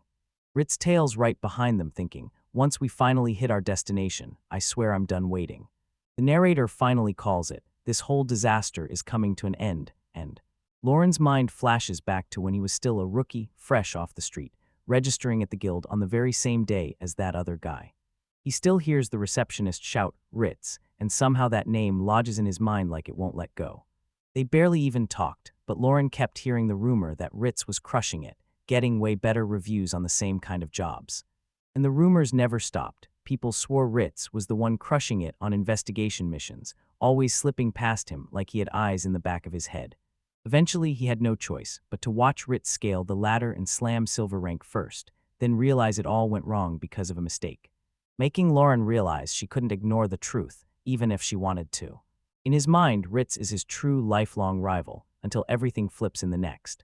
Then Kurtz leans in and whispers to Ritz, asking if Lauren is back to obsessing over him, so Ritz snaps at the old man, "Shut up." Seeing how it all turned out, Lauren couldn't help but feel genuinely grateful for this bizarre little chance encounter. A receptionist drops the bomb. New ruins have been uncovered near Ein Village, and to speed things up, they're calling in 2 silver-ranked teams to hit the site at the same time. She says the reward money won't be paid until the investigation is done, and the final payout depends on what they uncover. So Lauren finally clocks the opening. This is his moment to settle the score and find out who's truly sitting on top. Ritz strides forward, introduces himself as the party leader, and keeps it utterly professional as, Lauren snaps a little at how unbothered the guy is, swearing he can't blow his temper and has to match that same calm intensity. Suddenly, Naren snaps, screaming at the top of her lungs that she can't believe this is really happening. She's freaking out because she's finally meeting the real Ritz in person, while Lulan just grins and says, "Wow, what a pretty wild coincidence. But Naren doesn't let it end there. She whips around to Nim and grills her, asking if she's really the legendary elf everyone's obsessed with, just because she's so gorgeous. Lulan steps in, bows to Kurtz, and tells the old man she's heard tons of tales about how insane his magic is, then she leaves. Ritz just stood there, totally baffled, and demanded to know how the hell these guys even knew who he was. The old armored guy says they've been hearing tales about Ritz's crew for ages, so spotting them was almost effortless. Then Naren suddenly pops in with a massive grin and tells them their own leader is a huge fan of theirs. She cranks the hype to max, tells Ritz that Lulan is his biggest fan, while Lulan just hangs back like his soul straight up walked out on him. Lulan finally snaps and erupts in a scream, demanding to know who the hell she's calling a fan. He rants that they're nothing but rivals since they all popped up around the same time. Then someone teases him for finally slipping and admitting he's been watching them, and he scrambles to save face by insisting they're only competition for the job he wants. Leaving Naren sulking, he blurts that she just wants everyone to finally be friends, because now they've met the legendary team they've been hearing about for ages. Lauren clicks his tongue, all annoyed because his shot at a killer entrance just got totally crushed. But Lapis shifts the topic, scans the area, and says the person running this place actually looks pretty decent. She flips open that old book and goes, "Look, no annoying riddles, no creepy scavenger hunts, just nothing you have to chase to unlock that door." Telling Lauren that the people who build these places love to plant puzzles, so brutal you'd be ready to grab them by the shirt and start swinging. Lapis grins wide, leans in close and pats Lauren's arm as she asks, "So tell me, are things really that crazy?" But Lauren just stares at her like, "Where on earth did you even find ruins like this?" And he quickly drops the thought, sure her answer would be pure insanity. As they keep rolling forward, Lapis casually drops that she just devoured everything from a book, and Lauren shuts her down with a blunt, doubtful look like he's not buying it for a second. So she digs in her heels, swearing she truly read it, while Lauren cuts her off with a lazy half-answer just to shut the whole thing down as they keep walking. Ritz looks totally rattled as he snaps at the group to hurry up, then waves them forward like he needs to get out of there fast, claiming they have zero idea when the next goblins are going to burst out and attack. He's definitely at the edge of snapping, spitting curses under his breath because he can't believe he got stuck with a total garbage job. Lauren watches from the side thinking, man, I actually feel bad for this guy. Especially because this was only supposed to be a quick scouting job before they got thrown into this nightmare room. Lapis whips around, points at them and goes, "The real bad luck. That's you guys wandering into this mess on purpose." Lauren teases him, "Are you reading my mind?" And Lapis just smirks, "Nope, you've got your thoughts plastered all over your face." He should really watch his step, because she just shrugs, flips the conversation, and keeps walking like nothing happened. Ritz and his party are the ones with the worst luck, because they tried to take on the competition and got absolutely crushed. Nim stays silent as Lauren just nods along, conceding that Lapis is right. Ritz's crew is in a seriously bad spot. Their footsteps thunder across the stone floor. Lapis snaps that they should probably shut the chatter for now. After the long wait, they finally hit their destination, and there it is, a massive cracked stone wall looming right ahead. As Lapis tells everyone it's go time, the giant gear-shaped door starts to roar and grind open. Lauren gapes at the massive mechanism, then lets out a heavy sigh. Yeah, the whole setup is seriously impressive. But Lapis snaps that it's way too soon for praise as they slip into the dark entrance. Ending the scene with one chilling truth, they still have to face whatever's waiting for them at the top of those stairs. Lapis jabs a finger at the main control device and tells him this is the command center where every ruin's function is run. Lauren stares at the crazy machine and blurts out, "Wait, do I really know how to run this thing?" She tells him like, "Yeah, sure, no big deal at all," acting as if it's the simplest thing on earth. While Lauren keeps scanning the area, she clocks doors on both sides of the entrance. Lapis tells him to chill and hand it over to her, because she's got this part handled with zero trouble. But the moment she starts pushing buttons, she freezes, then totally stumbles, sounding completely lost. Lauren blurts, "Wait, what's going on? And what are those weird red letters on the screen supposed to mean?" Lapis tells him she finally got the system running, but her order to stop got shut down, totally rejected. She swears she didn't mess up the controls at all, but something about the whole run feels wildly wrong. Leaving Lauren to stare at him, he had to ask, how did it get stuck if she did everything right? Lapis stares at the machine and says she fought to fix it, but it could have just died of pure age. Then she admits it bluntly. If the hardware is already dead, there's nothing she can do. Lauren notices something's off on the display, then the screen erupts in red text, and she snaps, it's covered. He leans in and demands to know what's happening to the machine. Lapis clocked what was happening and snapped, asking him to confirm whether this place was really built to be a research lab. She notes that these labs always run with a full crew on the roster, and Lauren nods along like, yeah, this totally tracks. Then she drops the bombshell that those staff members will get entered into the system. Lauren snaps, so where are you headed with this? The doors on both sides of the room suddenly blast open, swinging wide like they were yanked by something unseen. Lauren's on high alert, and she can't stop asking, what's happening now that the room is shifting? Lapis blurts out that the biometric authentication just crashed, and Lauren repeats the words back like, wait, what does any of that even mean? That's when Lapis snaps into action and tells him the harsh truth. Only registered people can touch this stuff, and because she's not on the list, the system instantly rejects her order to stop. Leaving Lauren even more baffled, as Lapis reveals that those red letters were only a warning. She never had permission to touch the console. Lapis fesses up that she totally ignored the warnings and just kept mashing the stop command on the machine like nothing could stop her. And since she botched it 3 times in a row, the whole console slams into lockdown, tight, sealed, and unforgiving, and she admits things have only gotten worse from here. So Lauren just stares her down and fires off. What's the big deal? Lapis shot him a nervous smile, then said the system tagged them as intruders. Then asterisk boom, the entire facility slammed into defense mode. Ramming Ritz into panic mode, they start screaming that this is a massive problem, and it has to be solved right now. Lauren still isn't buying the tech talk, so she snaps and demands that her to say exactly what's actually happening. That's when Nim cuts in, claiming the ruins think they're nothing but trash, and the only way to deal with it is having a swarm of goblins come clean up. Lapis bursts out that the exit is sealed, and now this room is tied straight to the goblin factory, so yeah, they'd better brace themselves and fight anything that comes crawling through.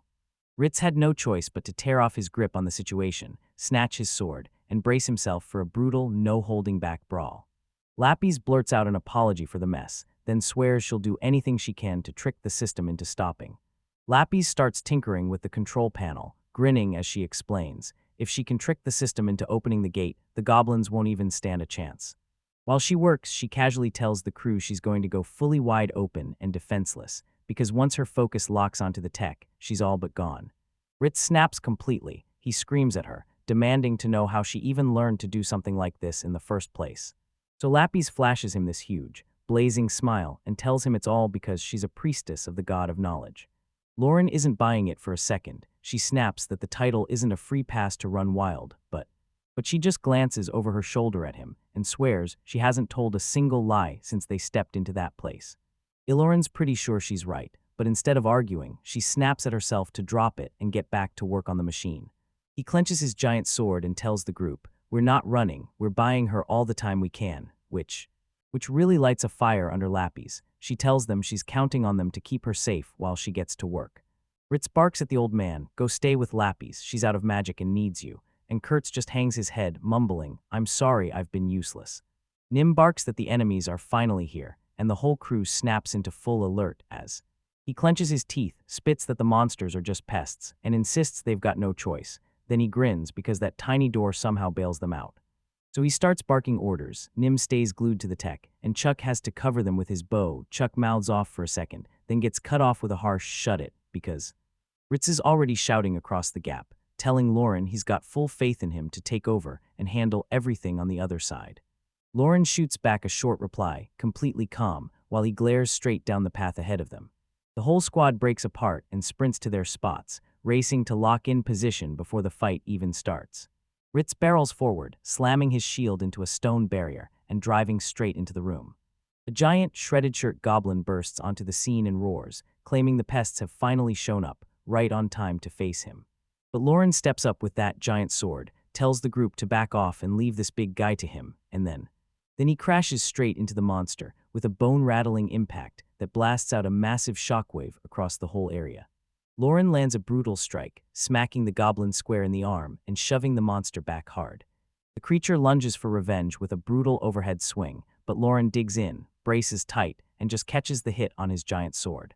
He can feel the tremor buzzing through the hilt, and the second he realizes his weapon is finally reaching its breaking point, dread hits hard. Chuck, watching from nearby, blurts out, "It's incredible," then snaps his head toward Lapis and hurries over to see how her work is coming along. Ritz is clearly feeling the pressure, shouting over the chaos to demand, "How much longer is this job gonna take?" Lapis doesn't even glance up from her work. She just tells him she's already doing everything she can, and she straight up admits she's trying to crack open an ancient ruin, so thinking she'll be done in a couple minutes is straight up insane. She won't take her eyes off the tech, and I'm saying it, she's certain it won't take a whole hour to finish. Nim snaps back that they don't have time for that, she's barely got arrows left, while Kurtz warns his magic won't hold much longer either. Chuck barrels through the horde, swinging again and again, muttering curses under his breath as the enemies just won't stop showing up. Lauren's already sweating buckets as the fight drags on, and when he blurts that the enemies feel tougher than ever, like he's not imagining. Just behind the front line, he spots a goblin hauling an enormous sack, and it hits him. They're not attacking right now, they're cleaning up the battlefield. He can't wrap his head around it. Why would they bother picking up their dead at this moment? While she's busy, Lapis blurts out, explaining that they're doing it because those bodies are packed with rare, valuable materials the ruins can use. She snaps her gaze back, worry written all over her face, and then blurts out, "No, it's not some simple pickup. These guys have to stop them right now from hauling those bodies away." Yaretz yells back that they've got zero breathing room, because even holding the line against this crashing wave is draining every last drop of strength. Lauren presses her for the real reason they're forced to stop the body retrieval. Lapis tells them the bodies they've gathered aren't the end. She's using them to forge new bodies, and even worse, she's draining the dead's data to build versions that are far stronger than before. She straight up says it's all about combat data. Every goblin they cut down feeds the system, and that means the next batch comes back even more lethal. So she flips through the manual, then drops the big truth. The moment a body is ready, the system drinks in every new experience and uploads it in just a few seconds. Then she drops the real bombshell. The room they're in connects straight to the production floor, so the upgrades aren't slow at all. They're coming at them fast, no time to breathe. Lauren grips his sword, staring it down as the seconds tick by, because the goblins won't slow down. They'll only grow stronger and they'll keep coming. So Lapis breaks it down. Once the system drinks in enough data from the normal ones, it starts spitting out these reinforced versions like a factory gone wild. And yeah, it's working, because a goblin actually snaps up its shield and blocks an arrow, proving they're learning at lightning speed. Ritz clocked the shift instantly and snapped, "The way you're handling your weapons is totally different now." He blurts out in pure frustration, stunned that these upgraded models are crashing the raid this early. Ritz keeps firing off complaints about these smart goblins being unbearable, while Lauren just shuts her mouth and watches the front like she's waiting for the next move. Lauren's eyes widen as a hulking, muscular goblin stomps into view, and she blurts that the reinforced ones have finally caught up and reached his side too. One of those massive beasts hacks a giant club down like it's the end of the world, hard enough to crush him, while Lauren barely manages to raise his sword in time. He slips under the brutal swing at the last second. The blade whistles past his head, and right as it misses, he snaps back into position, locks his gaze on the monster, and just waits for it to strike again. Lauren's sweating and fuming as he realizes these goblins aren't like the usual kind at all. He couldn't stop thinking about it. Their skin was freaking tougher, and now their moves hit a totally different level. He locks eyes with the massive beast charging his way, and his face tightens as he opens his mouth to speak. "Go on, tell the goblin, straight up like, are you really gonna laugh in my face and think you've got the nerve?" Lauren pushes forward, firing back at the monster, demanding if it's really laughing at him and calling him weak just because he's human. Then he just freezes there in absolute silence for a beat, holds his sharp breath, and drops into a combat stance. That goblin just won't stop smirking like he's already won, so Lauren snaps, loses it, and yells at him to quit playing with her, or else. He lunges ahead and unleashes a lightning-fast horizontal slash that flashes across the entire area as it finally connects, and he commits, driving that brutal swing with everything he's got, blasting the monster backward with raw power. They're trapped in a brutal trade, and every clash explodes with sparks and shredded debris. Lauren and the monster slam together, and a blinding flash of light erupts so hard it nearly steals the world. Until the goblin gets completely blindsided while Lauren keeps sprinting, and Lauren dug in and refused to budge as a massive shockwave slammed everything backward. Chuck is drenched in sweat as he stares at the fight, totally freaking out like, what the hell is even happening right now? Because it's just like those wild rumors he's already heard before, and Nim cuts in with a sharp snap, telling them to quit gawking and start acting like the silver-ranked heroes they claim to be. She snaps her gaze over, faces deadly serious, and tells him the situation is spiraling out of control fast. Because that massive blade Lauren is swinging, it looks like it's one strike away from snapping clean in half. Lauren clutches the battered blade as someone screams in pure shock and Ritz raises his voice to grab Lapis's attention as the chaos keeps roaring around them. Lapis can feel the heat rising at the terminal, shouting at the top of her lungs that she knows exactly what's going on, but a huge technical disaster hits. She's already ordered the facility to go to sleep and freeze the goblins, but the final command to shut down the main control unit just won't respond. Ritz is left standing there, completely baffled, demanding to know what that move is even supposed to mean for their situation right now. Lapis snaps, loses her temper, and screams that the machine she's working on won't stop running, like it's refusing to listen. If one piece finally shut down, everything else would snap into action. Ruins would go deathly quiet, the goblins would freeze mid-breath, and the whole place would crumble on its own. Ritz's expression hardens, and he bluntly asks if they can end this by smashing the device to bits. Which makes Lapis snap back. Then I tell him, go on, try it if you're so damn confident. She screams, this isn't some throwaway junk, and blasts out the truth. It's been running for hundreds of years with zero maintenance, and it still purrs like it's brand new. Sure, smashing it would technically shut the system down, but pulling that off isn't going to be nearly that simple. Ritz doesn't care about the technical nitty-gritty at all. He just shoves Lapis out of the way and tells him to move. Ritz slams his blade into the machine and screams that it's brutally, impossibly hard. Lapis tells them the entire surface is wrapped in a protection spell, so no flimsy, half-hearted attack is even going to make it crack. She makes it crystal clear, unless they've got a real magic sword in hand, trying to break this thing is straight-up impossible. Ritz doesn't hear a word of it and charges anyway. His sword shatters the moment it taps the metal, leaving. He stormed off, leaving him frozen, staring at that shattered handle as he fought for breath. Lapis is still freaking out because the system won't shut off, while Ritz can't drop the idea of smashing the device to pieces. So Lapis dares him, go on if you're so tough, try it, yet he won't shut up, whining that the metal is way too solid. Yet Lauren's voice slices through the chaos, and he's roaring at Lapis to get away from the console right now. He doesn't even wait for her reply. He launches into a sprint straight toward her as fast as his legs can carry him. And Lapis is totally thrown off. She scrambles frantically to get out of his way before he closes in. Lapis freezes on the spot, eyes wide as she stares at the ground. Then she spots something that stops her dead as. She spots a strange stone on the ground, and then realizes it's a chunk of gear stolen from a goblin magician. And she clocks it, this isn't jewelry at all. It's a mana-losing necklace that drinks magic like a vacuum, which is exactly why everything's going haywire right now. Lauren catches on fast. He grins and says that since it's been rotting in that nest for ages, it's probably stuffed with stored-up mana, so he clenches his teeth, steels himself, and goes for it before everything spirals even harder.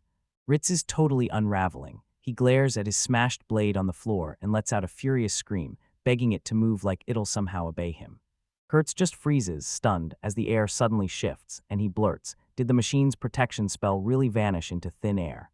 And while they're still distracted, a whole pack of goblins bursts out of the shadows, weapons blazing, and swarms them in seconds. Chuck spots them charging and panic erupts. He screams that the goblins are closing in, and they're in real trouble right now. That shattered sword just lies there on the floor, and the whole crew is left wide open as the mob comes crashing in.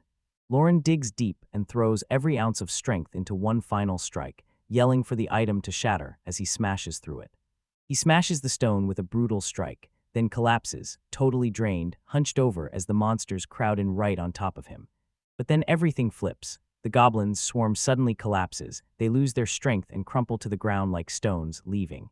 Ritz dashes off, leaving the rest of the party frozen in shock, then blurts out, did the monsters just stop moving? He can't even finish the thought, like he's still waiting for them to come back. They're actually safe now, because one of them snaps back to motion, realizing that the magic blast didn't catch everyone since its range was tiny, which... A lucky break saved Lapis. She peeks out from her hiding spot in the back and realizes that blast barely missed her, and she can't stop smiling at how it all played out. Then she tells Lauren she's seriously impressed. He pulled off a stunt like that while everything was crushing down on him. Lauren just stands there, drenched in sweat and completely wrecked, and he tries to shoot back a reply, but Lapis doesn't let him slip away. She goes straight on the attack, scolding him that pulling something like that out of nowhere is way too risky. And just as he tries to turn away, his legs finally quit on him. He stumbles, then crumples as the exhaustion of everything finally breaks him.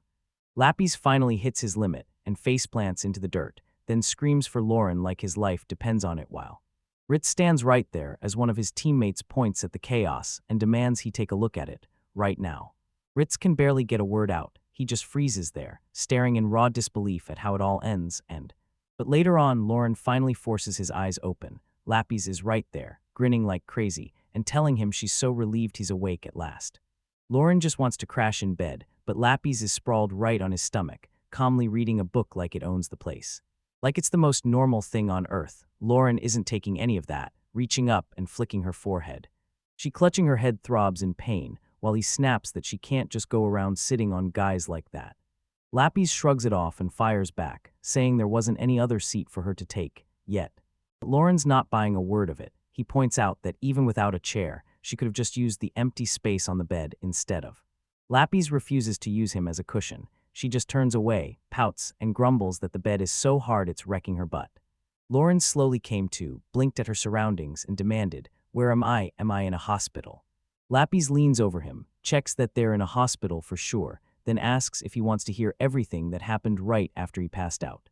She steps in even closer, peppering him with one question: how much can he really remember from that fight? Lauren digs through his memories and says the only thing he can recall is that moment right before he hucked his giant sword straight at that machine. So Lapis tells him, "Your brain's working perfectly," and she explains that his freakout wasn't a disaster, it was that good kind of rage. Which catches him off guard, and he blurts out, "So what, is there really a difference between losing it the good way and losing it the bad way?" Lapis flashes a grin and says, "Of course," then she yanks the conversation away, firing straight to what happened the moment he hurled his sword. Later at the guild, an AWA staff member scans the paperwork, then leans in and gratefully thanks them for delivering a complete, thorough report on the ruins investigation. The official beams and tells them they crushed it, then points to the window right beside them and says, "Go grab your reward money."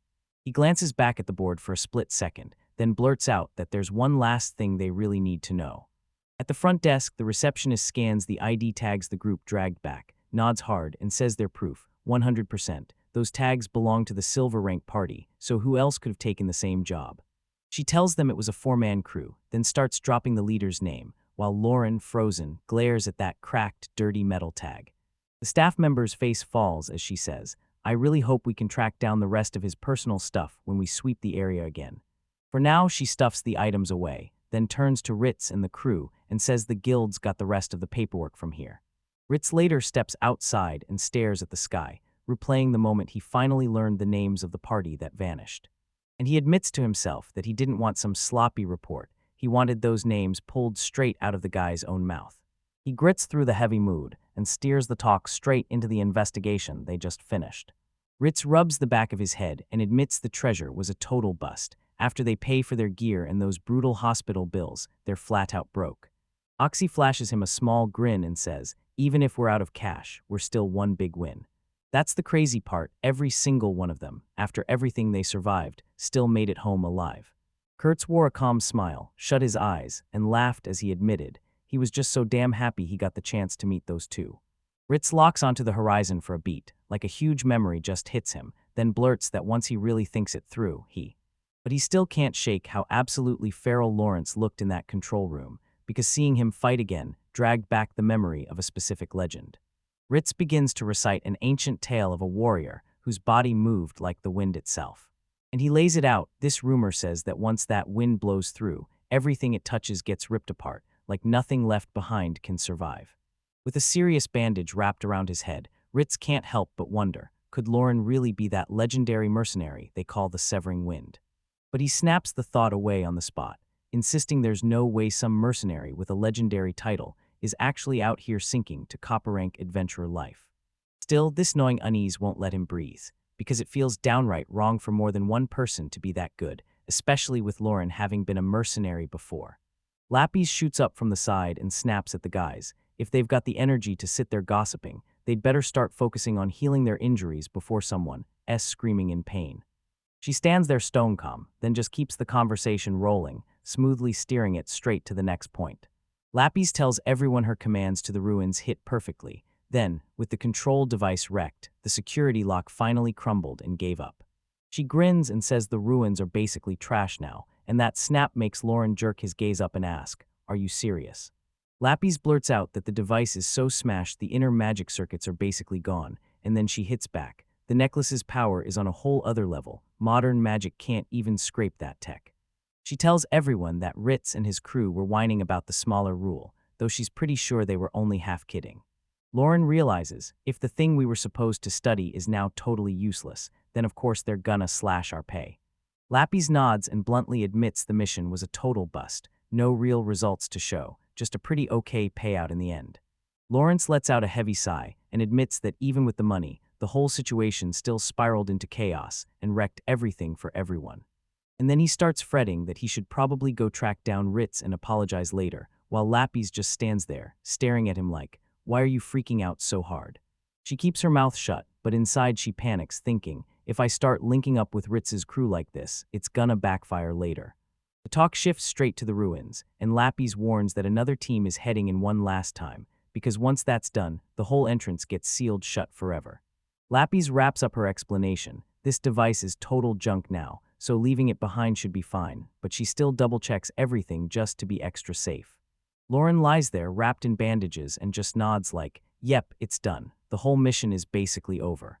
He stares up at the ceiling, demanding to know who hauled him all the way back and which hospital they dumped him in. Lapis stares him down and drops the truth. She was the one who carried him back herself.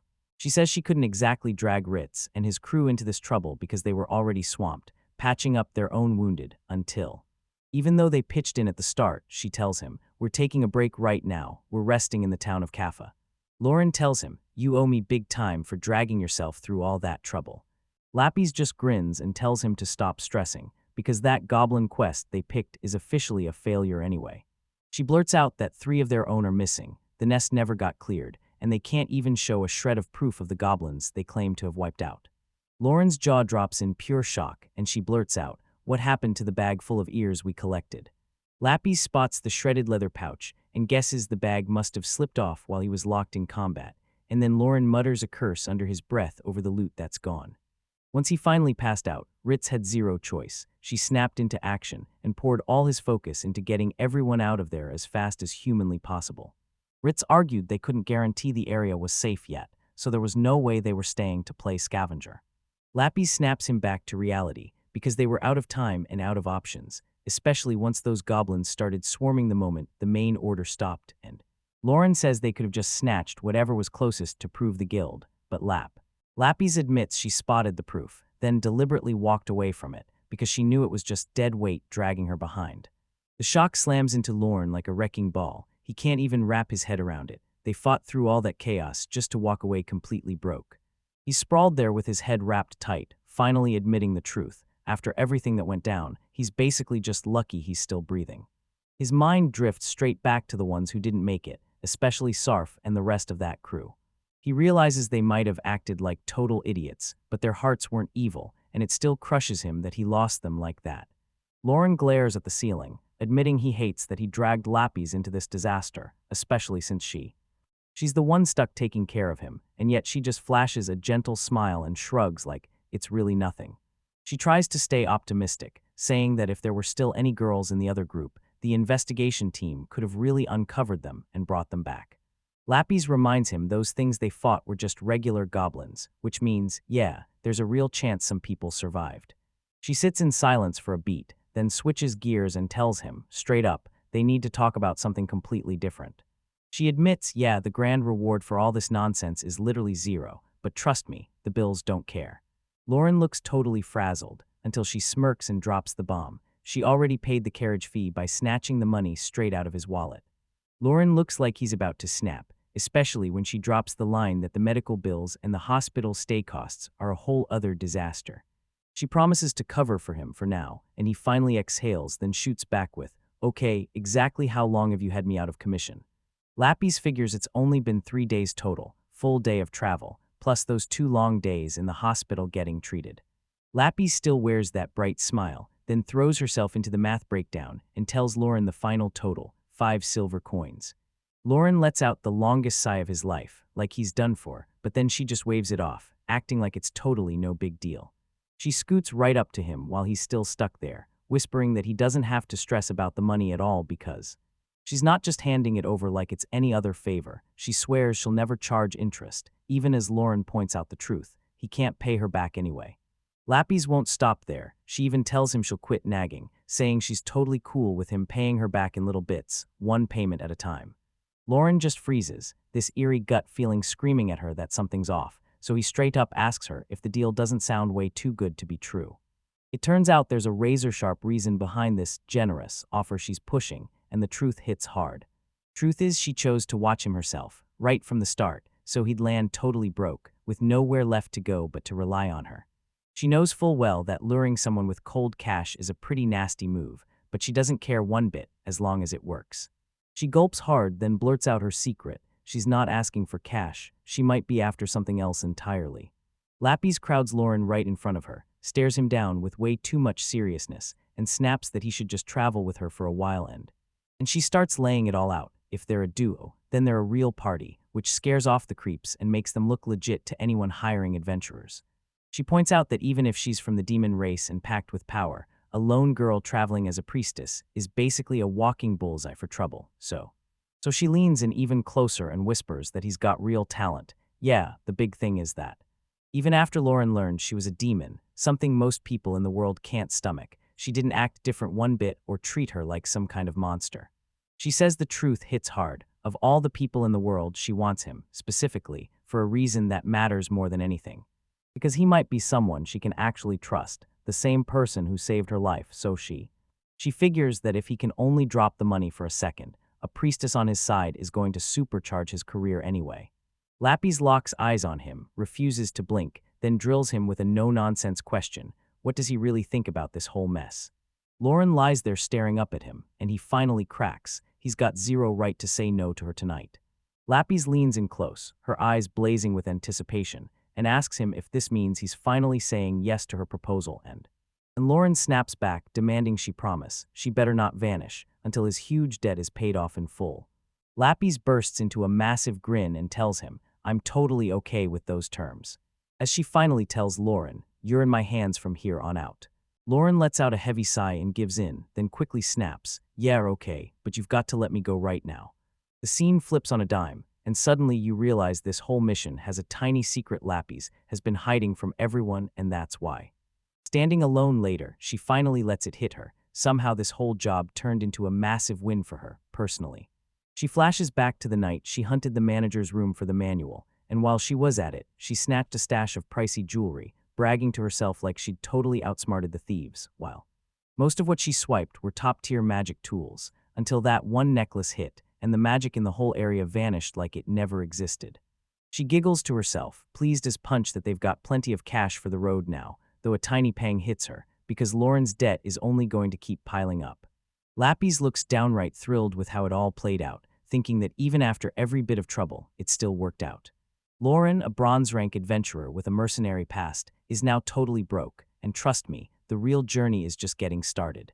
And he teamed up with Lapis, a priestess who's secretly a demon, ready to study the world and figure out how it all works. Meanwhile, in a noisy tavern, some guys are whispering, furious talk, about how another village got wiped out completely. And one of them blurts, where did it happen this time? Then they realize it's that northern pioneer village they'd been hearing about. He clutches his drink and goes off on a rant, saying the big shots don't care about people at all, they just want to grab more land to rake in bigger tax money. They keep shoving those reckless expansion plans forward, but they never lift a finger to protect the farmers who are actually doing the work. Lauren sits nearby, glued to the words as they rage about how the people in charge just grab whatever they want, then leave everyone to die. By the end of the day, you can't dodge the truth. Money pulls every string. He finally gets it. This isn't just his tale at all. Same story for farmers, nobles, mercenaries, and adventurers like him, no matter who they are. Lauren just stares into space, lost in thought, because he really needs cash. Things are looking bleak, and he knows it. He decides to drown his problems for good, chugs his drink in one go, then faceplants onto the table with a huge, defeated sigh. Lapis barges in and grabs him on the spot, grilling him, like, "Did you really start drinking the second the sun came up?" That snaps him to attention. She tells him she totally gets it. After being trapped in the hospital for 2 extra days, anyone would crave a drink, but then she finally snaps to the real question and demands to know where he even found the money to pay for that mug. Lauren's sweat starts pouring as he realizes he may have messed up, because she's asking, dead serious, if he's already forgotten they're basically broke. Being an adventurer was supposed to save him, but his old mercenary squad got wiped out, and now he's trapped in the kind of mess that could ruin his life. He was forced to claw his way through insane jobs just to stay alive, so that's how Sile ended up trapped with his current partner. Lapis looks like just a normal girl, but she's really a demon in disguise, traveling right under his nose like she's fooling everyone. Lapis keeps drilling into him about how downing booze on an empty stomach is a terrible idea, and he shoots back again that he's got zero money left. Lauren snarls that he'll foot the bill for everything, then snaps for the waitress, right as Lapis cuts in, grabs the order fast, and demands an egg sandwich with zero mustard. She slides a ham sandwich onto the order, and the waitress swears she'll get it done. Then Lauren can't stop thinking, Lapis is way smarter than any normal priestess. Lapis tells the waitress to slap Lauren's drink on her tab, and Lauren just sits there stunned, realizing she can wield both holy skills and her own demon magic like it's no big deal. He finally clocks that trekking with her is a killer deal for a newbie adventurer, yet some reason, stress still claws at his nerves. Lauren shuts his eyes and lets out a long breath, baffled that he can't stop sighing even though things really aren't that bad. He leans over to the waitress and asks the price of that ham sandwich. She smiles and says, 5 copper coins, just like the egg sandwich he bought a minute ago. Reality smacks him in the face, and he drops his head, watching his debt snowball day after day. Lapis just grins and laughs it off, telling him, if you're that stressed about money, then we've got to stop talking and go find some work. It hits him hard. This is exactly why he started. He only became an adventurer in the first place because he was totally broke. He flashes back to that first job where he met Lapis in ancient ruins, and they almost got killed, and somehow, even after all that brutal fighting, he's still fighting the same struggle. Lauren is flat broke, so right now Lapis is paying every last expense for him, straight up covering everything. He's stuck riding out this deal with her until the debt gets wiped clean, and when he brings up how crazy good the food is at this guild tavern, you know there's trouble brewing, but he can't stop wondering if he'll ever scrape together enough money to pay her back as he dives into his meal. Lapis brings up the idea of getting him work, then cuts in hard, telling him he can't do a thing right now since he's still without a weapon. Lauren finally clicks, she's right, and now she can't stop wondering, with him totally empty-handed, what jobs could he possibly take at all? Lapis tells him straight-faced that scrubbing those sewers is off the table, because that disgusting stench will never, ever wash off. Because they're meant to travel together, she can't stand the thought of being near him if he smells like a straight-up sewer drain. Yeah, she just grins and tells him she's got a way to wipe that stench out, no matter how desperate he is, so if he truly wants the job, they can take it.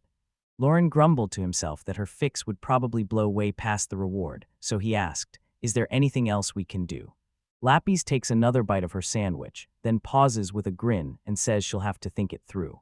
Lapis tells Lauren to toss the heavy talk aside and just dig in, because right now, she only needs to finish their meal. Across the table, Lauren shoots back that he isn't even bringing up anything that complicated. Right then, some random dudes at the next table started whispering like crazy, urging each other to look at Lauren. They keep slinging trash talk, calling Lauren a total leech who's only surviving off some girl, and they sneer at him for being stuck at copper rank, then cackle that they're so jealous he's got a girl buying his lunch. The guy leans back, taunts them harder, and says he wouldn't mind grabbing some of those leftovers for himself while. Lauren spots their tags and snaps. These aren't just any adventurers, they're iron-rank powerhouses. Lapis takes a sip of her drink and tells him, you should just ignore them, probably, but Lauren snaps back, saying that if you let people keep talking to you like that, they'll never stop treating you like a punchline. So Lapis fires back, asking if that's really just how mercenaries roll, because honestly, she thinks it's straight-up dumb to even waste your time on guys like that. Lapis leans in with a razor grin and snaps that guys like them are just jealous rage balls, because they can't get a woman who will actually let them play the leech. Which instantly sets the guys off. One of them pops up, shouting, demanding to know what she just said. Lauren lets out a quiet chuckle, and in the blink of an eye, the look in his eyes shifts into something far more dangerous than before. He tells Lapis she baited them like a pro, then grins and says he's about to wipe them out in a flash. Lapis doesn't even blink, she just shrugs at him, calmly saying that killing people is, technically, a crime, so yeah, he should probably skip that part. She tells him that most adventurer fights get waved off as nobody meant it, but if he tries to rob them after, bam, he's getting arrested for sure. Ilorn mumbles out a weak reply, and Lapis leans in like, yeah, and if you smash anything in this store during the fight, guess what? You're paying for that too. Then she grins and promises she'll pay the whole bill so he can go as wild as he wants, despite Lauren saying she's totally ruining his vibe. The Iron Rank jerk across the room smirks and dares them. He'll let it slide if Lauren drops to her knees, begs, and hands the girl over, because apparently a priest is always worth the trouble. He keeps running his mouth, telling Lauren she's probably already boring him, so he figures he might as well hand her over to them. One of the guys snaps, lets out a full-on scream at Lauren, just hand the girl over already. Lauren doesn't say a word. He clenches his fist and snaps into motion, ready to move. He gets blasted across the room, slams into the wall so hard it rips a massive crater, and everyone else just stares in total shock. Lapis lets out a heavy sigh, stunned that anyone would dare spew such trash right at a lady. She even takes matters into her own hands and clocks the other guy too, face tight with fury as she drops him. Later, Lapis shoots Lauren a look and asks, straight up, if they're really spending their days picking herbs, because to her, that job sounds painfully dull. Lauren says it's only the forest right near town, no monsters lurking, no scary surprises, so they don't even need gear, but Lapis points out that if Ahil's paying 2 copper a plant, he still needs 750 to clear his debt.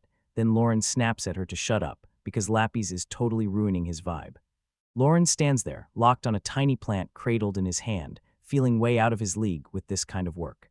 Lapis keeps dragging on about how dull everything is, and Lauren finally snaps, so why did you even tag along in the first place? After staring at the stash of plants they'd collected, Lapis blurts out that she can't keep coasting. She needs to start earning money for herself, too. She trails behind Lauren, quipping that it'd be painfully embarrassing if she had to front him money, then snaps that he's way off. He's missing a bunch of the herbs they're supposed to find. Lauren mutters through clenched teeth, flat out admitting he's just not built for this kind of mind-numbing, tedious grind. He slumps and exhales a massive sigh, muttering that if he could just land one solid fight, he'd wipe out every last bit of his debt in a blink. Lapis just grins at him and drops the obvious truth. If a fight kicks off, he's got nothing at all, no gear to pull out or use. Lauren has to swallow her pride and admit he's right, but he's still seething, because it feels like they barely managed to collect anything worth selling. Lapis tells him that's just how it is. This is a basic quest anyone can grab, so the little money you've got, totally normal. Lauren clicks into place and finally knows she's right, so she shrugs, says they're done for today, and turns back toward town but Lapis blurts out her calculations, naming 30 copper for the room, 7 for food and 2 for a drink, then lands on the ugly truth. She needs nearly 50 copper every single day just to survive. She stares at that little bundle of herbs and feels the gut drop hit. After all that grind, they're still walking into a day where they're bound to lose money. Lapis tells Lauren to just borrow even more money from him to grab proper gear and restart her life, but the second he hears himself say it, he shuts that idea down in his own head. She can't stop wondering how in the world copper rank adventurers manage to scrape together enough money to even live, because their quests feel like they're stuck at rock bottom. She's sure most of them snap under the weight of their debts, grab these brutal, high-paying gigs they can't survive, and when they crash, they end up dead or just vanish for good. Saying the only smart play is to climb into Iron Rank so a real party would actually take him in, then Lawrence just lets out a heavy sigh, like the world's brutal and he can't catch a break. Lawrence can't shake the thought that maybe his time in the Mercenary Corps paid off way better, at least compared to this. Then it clicks, those guys running the show, and the math crew back then were probably drowning in it far worse than he ever understood in the moment. Lapis just shrugs and tells him, that's life no matter how big the crew is, and then suddenly, Lauren thrusts the bag of herbs straight into her face, and the sudden move totally knocks her off guard. Lapis snaps that he can't really be trying to make her lug those bags, but Lauren shoots back that it's not like that, then tells her to shut up for 1 second.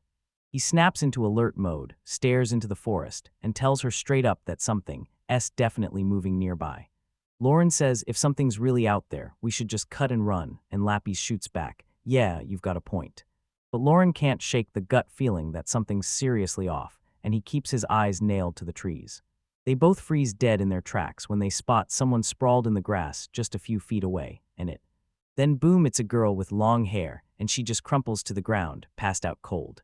Lauren freezes in total disbelief, and Lapis snaps to the truth, that a young girl is out here all alone, and she can't stop asking herself why anyone would ever show up in a place like this in the first place. Lauren asks if she's just gotten lost, but Lapis snaps her focus and starts studying the girl's condition. He's pointing out she's fully barefoot, and yet the soles of her feet look spotless, not a single cut bruise anywhere. Lapis also clocks that her clothes are basically spotless, and it freaks her out, because if she really walked here by herself, that doesn't make any sense at all, and she caps off her check by clocking that the girl has next to no muscle and skin, so soft it screams, she doesn't spend a second outdoors. Staring at the unconscious girl, Lapis mutters that she reeks of a high-class life, like someone spoiled her with nothing but the best, all the way down to her care making her. Lauren's trail of thoughts spirals, because her presence in the middle of this forest feels even stranger, until he suddenly senses something nearby. A pack of forest wolves explodes from the trees, snarling loud and flashing razor-sharp teeth, like they're about to make a move as they close in on the group, forcing Lauren to blurt out that they've got to clear everything out fast. Then Lapis nods and agrees, just as they race to save the girl, but he points out there isn't even a weapon on Lauren's side, yet Lauren doesn't seem bothered one bit, so he cracks his knuckles and he steps right up to the pack and sneers, calling them nothing but little puppies he could crush with his bare hands. The very first wolf darts in, and Lauren blasts it with a crushing punch, roaring a shockwave through the air. And he just starts decimating the rest of them, hurling those wolves around like they're nothing but feathers. Lapis just stands there, staring as the one-sided brawl feels weirdly familiar, while Lauren looms over the bodies and demands to know if that meat is even edible. Lapis tells him it tastes awful, but the skins are pure gold. Problem is, Lauren can't even find a knife to start peeling them. Lauren leans in and asks how the girl's holding up, and Lapis snaps her checkup shut, saying she can't find a single visible injury or anything weird at all. So Lapis grins and tells her just how lucky she is, saying it's a miracle they found her in time, before that pack of wolves could sink their teeth into her. Lauren watches it all unfold and blurts, "Got that much luck, huh? Yeah, there's gotta be some other poor fool out there paying for it with equal brutal bad luck." Lapis shrugs and admits the world runs on weird rules, then asks if he's ever met someone like that, only for Lauren to shut down and stay completely silent, So Lapis snaps, "Okay, what are we supposed to do with me now?" Because Lauren knows they can't just dump her out here in the woods. Lauren lets out a tired sigh and mutters that he's not sold on the plan. Still, they'll haul her into town and leave the guild to take over from there. He drops his hand down, clamps a solid grip on the girl, and hauls her up to carry her back, right as he starts to move. A strange chill hits his face and Lapis freezes, then blurts out, "What's wrong? Did I hold you wrong?" Lauren just gapes at the girl and blurts, "I can't believe how light you are." And Lapis finds it weird as hell too, because she looks so solid and strong that it just doesn't add up that she'd weigh more than that. Lapis stares down at the girl, her mind racing. Who is she really hunting, and what clues is she chasing while she? As Lauren tells them, they can get the whole story the moment she finally wakes up, and then Lapis blurts out that she was terrified people would think they're kidnappers, because two scary strangers are carrying a helpless girl, until Lauren snaps at her to stop lumping him into that mess. The truth is, the second they spotted her in the woods, a whole new disaster, an adventure, hit both of them at once, and when they finally haul it back to the city, Lauren can't believe they slipped through the gates without a single hitch. But Lapis tells you the guards are basically laid back, unless you're a known criminal, and she's sure no one would ever suspect a kidnapper traveling with a priestess. Lauren admits she's blown away by how much power her title carries, and Cyan boasts that priests are basically untouchable when it comes to earning social trust. They finally burst into the Adventurer Guild in the city of Kaffa, and there she sits on a bench, silent as a shadow, as a guild worker strides over to verify the report, demanding, "So you really spotted someone out in the forest who needed saving?" Lauren leans in and tells them, "You've got the right person," then waves the staff forward like, "All right, take it from here and handle the checkup." The bespectacled guild receptionist nods and announces, "I've got this from here," then immediately asks if she can officially take custody of the girl. The staff rush in to take over, swearing they can't just leave her stuck there forever. As he lifts the girl, one of the guys blurts out that he's got the two of them, and when he feels just how light she is, Lapis gets totally blindsided. The receptionist keeps it sharp and professional, then asks Lauren and Lapis if they'll follow her back to the reception room for a quick moment. One of the guys hauling the girl off quickly clears the air, insisting they're not dodging her, they're just helping, not refusing. But the guild isn't about to take her in for free. Turns out there's another bombshell they absolutely have to talk through first. They step inside and the vibe tightens fast, because the receptionist cuts in and says it's time to stop circling and hit the main point, setting the stage for the next move. She steered the whole group into a private room, then leaned in and told Lauren and Lapis she was about to go full blunt, no sugarcoating. Lapis' jaw drops as the woman lays it out. Turns out the guild needs to lock down where the two of them can go for a while. Lauren is totally rattled and blurts, "What does that even mean?" Because the moment she hears it, she can't help wondering if the guild thinks they're really in trouble. Lapis' confidence flickers. She throws her hand up and snaps, telling the woman, "No, that's not what you think." The receptionist stays ice calm and tells them the guild has to investigate that girl top to bottom first. Then she shuts it down hard. Until they've got a real plan, Lauren and Lapis aren't allowed to roam around. So Lapis asks, "Is it because the girl we found is weird?" And the receptionist cuts her off on the spot, saying she can't share a single detail yet. Lauren looks completely fed up and snaps, asking how long they're supposed to keep following these rules. The woman shrugs and says it should only be a few days before they start seeing results. For now, the rule is brutal. They can't leave the city at all, and Aishi says it'd be a huge help if they just camp out right where the guild assigns them. Lauren grumbles that everything feels way too strict, but the receptionist shrugs off the attitude and says they already have a spot waiting for them at the Gokusai Inn, right on the main street. Lauren just shrugs it off, like the name of some random inn means nothing to him at all, but the second Lapis hears it, her whole face drops, completely stunned. She whips around to him and tells him this place is straight up one of the two fanciest spots in town, so yeah, it's ridiculously, absurdly expensive. The receptionist jerks back and blurts out that the guild is clearly paying for the rooms, and even all their meals. She even throws it out there, if they want entertainment, just charge it to the guild and she'll take care of the rest later. So Lauren can't help thinking, are adventurers really this easy to hook with a little fancy bait? Lauren isn't buying this for a second. She glares at the receptionist and calls out the special treatment, so loud it basically screams, "He's." In a mercenary world, the smart move is simple. If a job starts off with insane rewards, you stay far away. No one trusts that kind of promise. Lapis blurts in from the side, telling him to just go along and count his blessings, but Lauren shoots back that he doesn't need some lecture on feelings from her. Lapis snaps her attention back to the desk and tells the receptionist she's got a major problem with how they're treating her, and Lauren demands answers about that girl they just rescued, and Lapis fires back, saying they won't sit around with their hands tied until they find out what's really going on. She locks eyes with the woman and demands the straight truth, no drama, no guessing, because she's laser-focused on one thing: how bad is this mess going to blow back and hunt them all later? The receptionist stays icy professional, insisting the danger is basically nothing, because a few guild workers swear the girl looked familiar, but they can't be certain of a single thing until she finally wakes up, and it'll take days before they can confirm who she really is. Lapis starts clicking everything into place, and it hits her hard. The guild isn't protecting them out of kindness. They're keeping them close just until they're certain Lauren and Lapis aren't tied to the girls from their past. She flashes Lauren a huge grin and tells him they're set, ready to roll with the guild's plan. Lapis beams and says once the guild confirms they've got nothing to do with that girl in the woods, they're totally in the clear. Then she can barely contain her excitement about living it up for a few days on the guild's tab. But Lauren isn't celebrating yet. He wastes zero time, storms up to the receptionist, and demands to know if she really got the money sorted for the rooms like she promised. The receptionist stays cool and professional, promises to knock out the paperwork right away, then asks if a double room at the inn called the Goku Seidai works for them.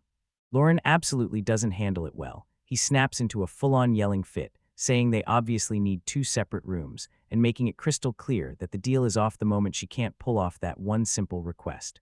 Lapis just shrugs it off, saying she wouldn't have minded sharing, and that only makes Lauren snap harder, because now he's telling the priestess to carry herself with a little more self-respect. As they step out, Lapis blurts her thoughts about the girl they just found, guessing the kid's likely from way across the map, and sits at a pretty high social rank, so yeah, that tracks.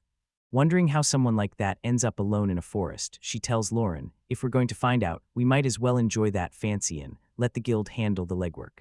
So she glances his way and asks if he's feeling worn out, and he can't even sit with the whole desk conversation. It's too much for him to take. Lawrence lets out a heavy sigh and admits that's part of it, but then he pauses, clearly bothered by something bigger, the way he's been feeling lately. He stares at his hand, and his whole body feels wrong, weak off, like something slipped. He can't tell if it's just rust creeping in or if his focus was never as sharp as he believed. Lapis tells Lauren it's only natural his body feels wrecked after getting sick and then forcing himself to push through, but Lauren just freezes, staring at his hand like there's more to it than that. 2 days crawl by, and then, finally, a guild staff member drags them in to hand over the official results of the investigation. The woman with the glasses tells them the good news. Since nothing turned up, their travel restrictions are officially gone. She thanks them for pitching in, says they can finally slip back into their normal lives, but Lapis shuts it down fast. She snaps back, asking if this is seriously all they're getting, and she demands to know why the people who are actually involved aren't getting a real explanation. The staff member drops his gaze and admits the guild's higher-ups have ordered the rest of the details to stay locked up for now. She tells them point blank, this info is sealed classified, and only adventurers with iron rank or higher get the whole story. Lapis totally snaps and starts yelling, firing back that it was Asterisk them who rescued the girl in the first place, so they're damn well owed the truth, no matter what the rules say. Lauren suddenly clamps her hand on her shoulder, yanking her out of nowhere and leaving her totally stunned. Lauren shoots an apology to the staff member, explaining that his partner is a priestess of the god of knowledge, and she absolutely can't stand it when people keep things from her. The worker admits she's heard the rumors about her kind, but she refuses to fold. She clenches her resolve and says the call is up to the guild, so she's done everything she can. Lauren nods and tells the lady, "Got it, I won't press you for anything you're not allowed to say." But he leans in and asks if the info's already gone public, hoping she can clear it up for him. The receptionist nods and says yes, already done the hard part by picking everyone who needs the info and briefing them all. Lauren finally calls it, telling them they'll grab their freedom and head back home once they finish checking out of the inn. Lapis tries to protest, but the staff member steamrolls right over her and instead cheers Lauren for all the help she's given. As they head off, Lapis glares and demands why he just dropped the whole thing like that, then she leads straight. She presses him straight-faced, asking if he's hiding some secret plan. Lauren tells her that pressing her any further would have been pointless. She needs to keep everything calm, and if you force her to break the rules, it'll turn into total chaos. He shrugs and says, if they're told to shut up, making them talk is a total headache, so the smart move is to grab someone who's already chomping at the bit to talk. Lapis asks if he already knows who to hunt, and Lauren snaps that he should lend a hand, because he knows exactly who they are and what they look like. Lapis clings to Lauren's arm like everything's fine, but the second he looks up, annoyance flashes. He snaps at her to cut it out and finally listen. She doesn't care at all, she just tells him, since I have zero clue where we're going, you'd better hurry up and lead the way. They march into a jam-packed tavern together, and after Lauren chats for a few seconds with the woman at the front counter, they move on. He strides deeper into the place and shoves the back door open. Lauren spots the guy he's after, tells him it hasn't been that long, then leans in and asks if she can grab the seat right across from him. Chuck sits there with a drink, totally blindsided, and blurts out how they even managed to figure out he was there. Lapis tells everyone she just went around asking, then tossed in 30 copper coins for tips, counting it all as a proper business expense. She flashes him a huge wave and tells him it's great to see him again, while Lauren just stands there, staring like she's frozen. As Chuck sinks in a slow sip of his drink, it's clear he's already quit pretending, so he flags a waitress over and orders 2 more ales for his surprise guests. Chuck insists he's fine and doesn't need a drink, but Lauren cuts in that he's broke anyway, so Chuck grins and goes, since you guys already had my back before, the least I can do is snag you all around. Lauren scans the drinks, then shrugs, saying he can't believe he barely did anything, especially after the whole job blew up and went sideways. Chuck snaps at him, calling him an idiot, because even if the pay is trash, they're just lucky they managed to crawl out alive, so Lauren admits he was wrong and goes along with dropping it, and Chuck immediately fires back. If that's not the real reason they chased him, then what the hell is?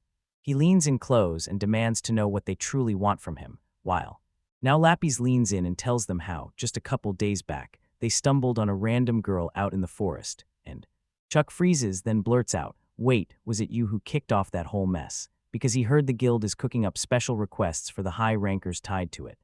Lauren blurts out that Lapis is the one who pushed for digging up even more clues, and it clicks for Chuck the second he nods like, oh, so that's why they came. Chuck leans back, flashes his silver ink credentials, and basically tells them, relax, I'm not the type to spill info. He basically laughs and says only low-tier trash spills job details, and guys like that don't even make it to silver rank. Lauren nods, but then she hits back. If there's money to be made, Chuck's the only guy she trusts to actually sell the info. Chuck mulls it over, then tells them, Lauren helped Nim, so I'll talk. If you swear you'll never tell a soul you heard it from me. Lauren swears they won't stir up any trouble, and Lapis instantly jumps in, nodding hard like, I'm with you, no doubt. Chuck finally caves in, but he tells them straight up that he has no idea if what he heard is even real, because he's not sure it's true. He tells them, you judge, then launches into everything he knows. Maya realizes the girl they rescued is none other than Sheena Lombardia, straight out of the city-state of Hansa. Lauren squints at the name, totally lost. Then Lapis leans in and tells her it's a tiny country, just about 3 days south by carriage. She doesn't even know the girl's name, but she swears the Lombardia family is a huge power move that pretty much runs the entire city. Chuck can't believe it. Lapis knows way too much about the Lombardia family, and she just shoots him a smug look like, yeah, maybe you should praise me more for figuring it out. Chuck barrels on and drops the bomb. The girl they found, Sheena, is the sole daughter of the man who runs the entire city-state. He takes a long drink, then drops the craziest line. Her social status is so high it's straight up unbelievable, and once they saw her family name, the people in charge backed off. No way they could shove her around like a nobody. Lauren listens with a grim, focused stare, nodding along as he struggles to make sense of why someone that important would ever be out there. He blurts out the question everyone's thinking. If she's really that big of a deal, then why were he and Lapis the ones getting restricted and hauled into constant watch? Chuck tells him it's actually pretty simple. The higher-ups just didn't want them running their mouths about what they'd seen. He lays it out plain. Finding a high-class girl dumped in the woods makes her look terrible, and if that headline ever hits the streets, all kinds of shady creeps will swarm in just to use it. Chuck points out that nobody ever officially called them to save her, so there's no reward, and to make it worse, they haven't even confirmed she's really the person they're chasing. Lapis is stunned. 2 days and they still can't confirm her ID, yet Chuck shrugs it off, says it's none of his business, and just passes the message along. Chuck takes another hit and says the guild crew swears she's the real deal, but the messenger they sent back to her hometown still hasn't returned. Lauren only shrugs and figures it's because they simply haven't had enough time to make the trip.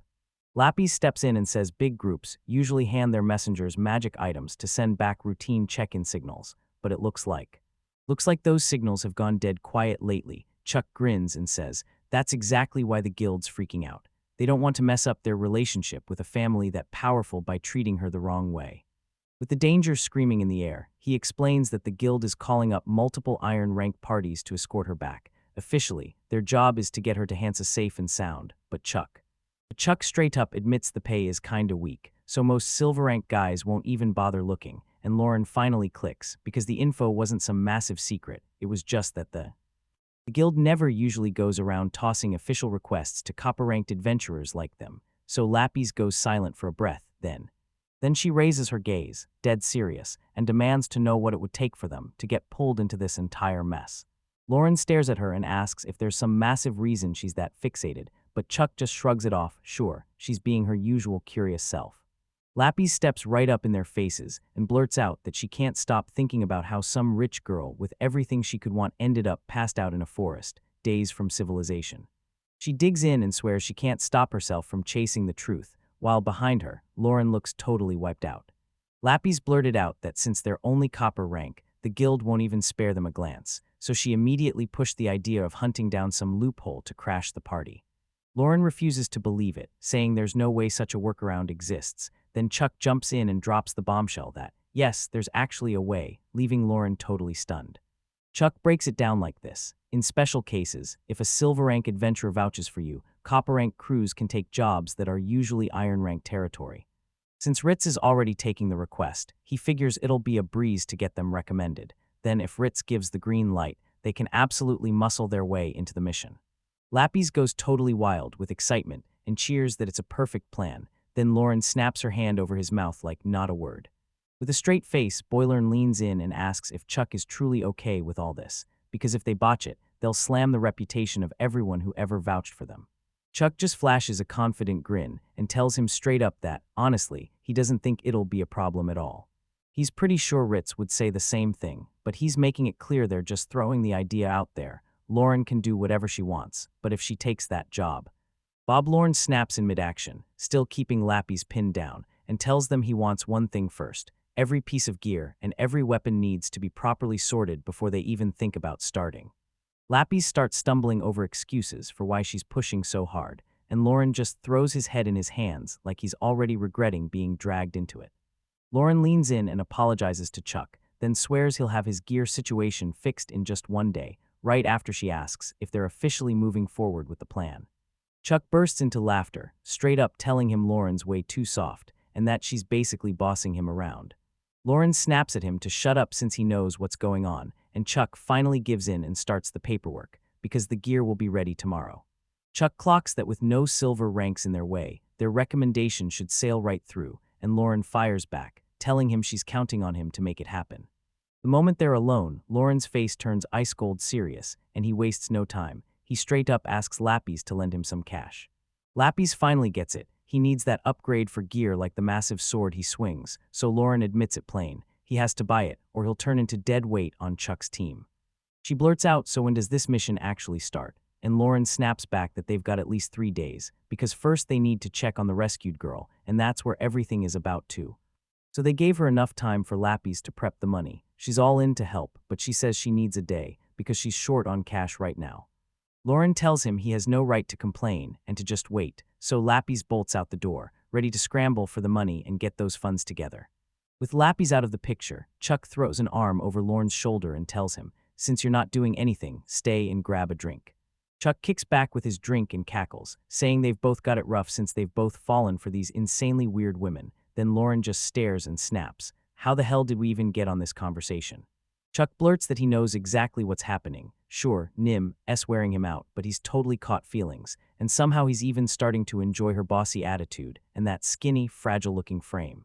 He keeps pushing forward, bragging that Nim's sharp tongue is her biggest charm, and Lauren immediately snaps back. If she catches him talking like that again, she'll turn him into a pincushion on the spot. The night drifts away, the shutters creak as they swing open, and the sun bursts in to kick off a brand new morning. Lapis bursts in, eyes wide, and blurts out to Lauren, "You really spent the whole night drinking at that bar," and Lauren can only figure that's exactly how the night spiraled. Nim strides into the room with her usual stone-serious face, and then, matter-of-factly, she finally calls out that she's found where Chuck's been hiding.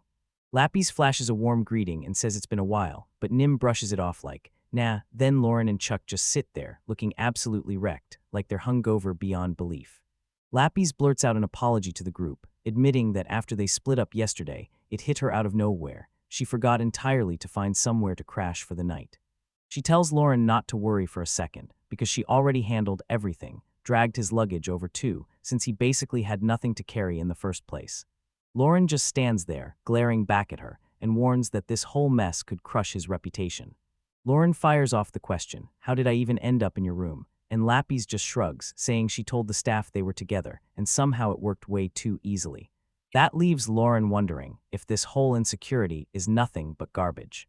He trusts the guild's judgment, so he expected this place to meet a standard, but the moment they let her in like it's nothing, worry claws at him because something's clearly off.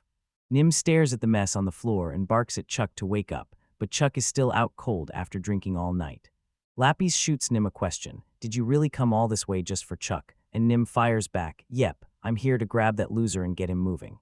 Lauren tries to play it cool by claiming he was the one who went along with the drinking, but the moment it's out of his mouth, he snaps. He spent the entire night stuck listening to Chuck brag about his love life. Nim tells Lapis the truth, Lauren's not a bad guy at all, and dares her to learn a thing or two from him, and Lapis blurts out that maybe she isn't as awful as she thinks. Nim decides to let them handle the final call, tells them to stop stressing, and swears she'll tell Ritz that Lauren was just giving his junior a great night, and she'll even foot the bill at the bar. She flashes a quick goodbye, turns to leave, and walks out with Chuck and Toe trailing behind, like the room just got a little quieter.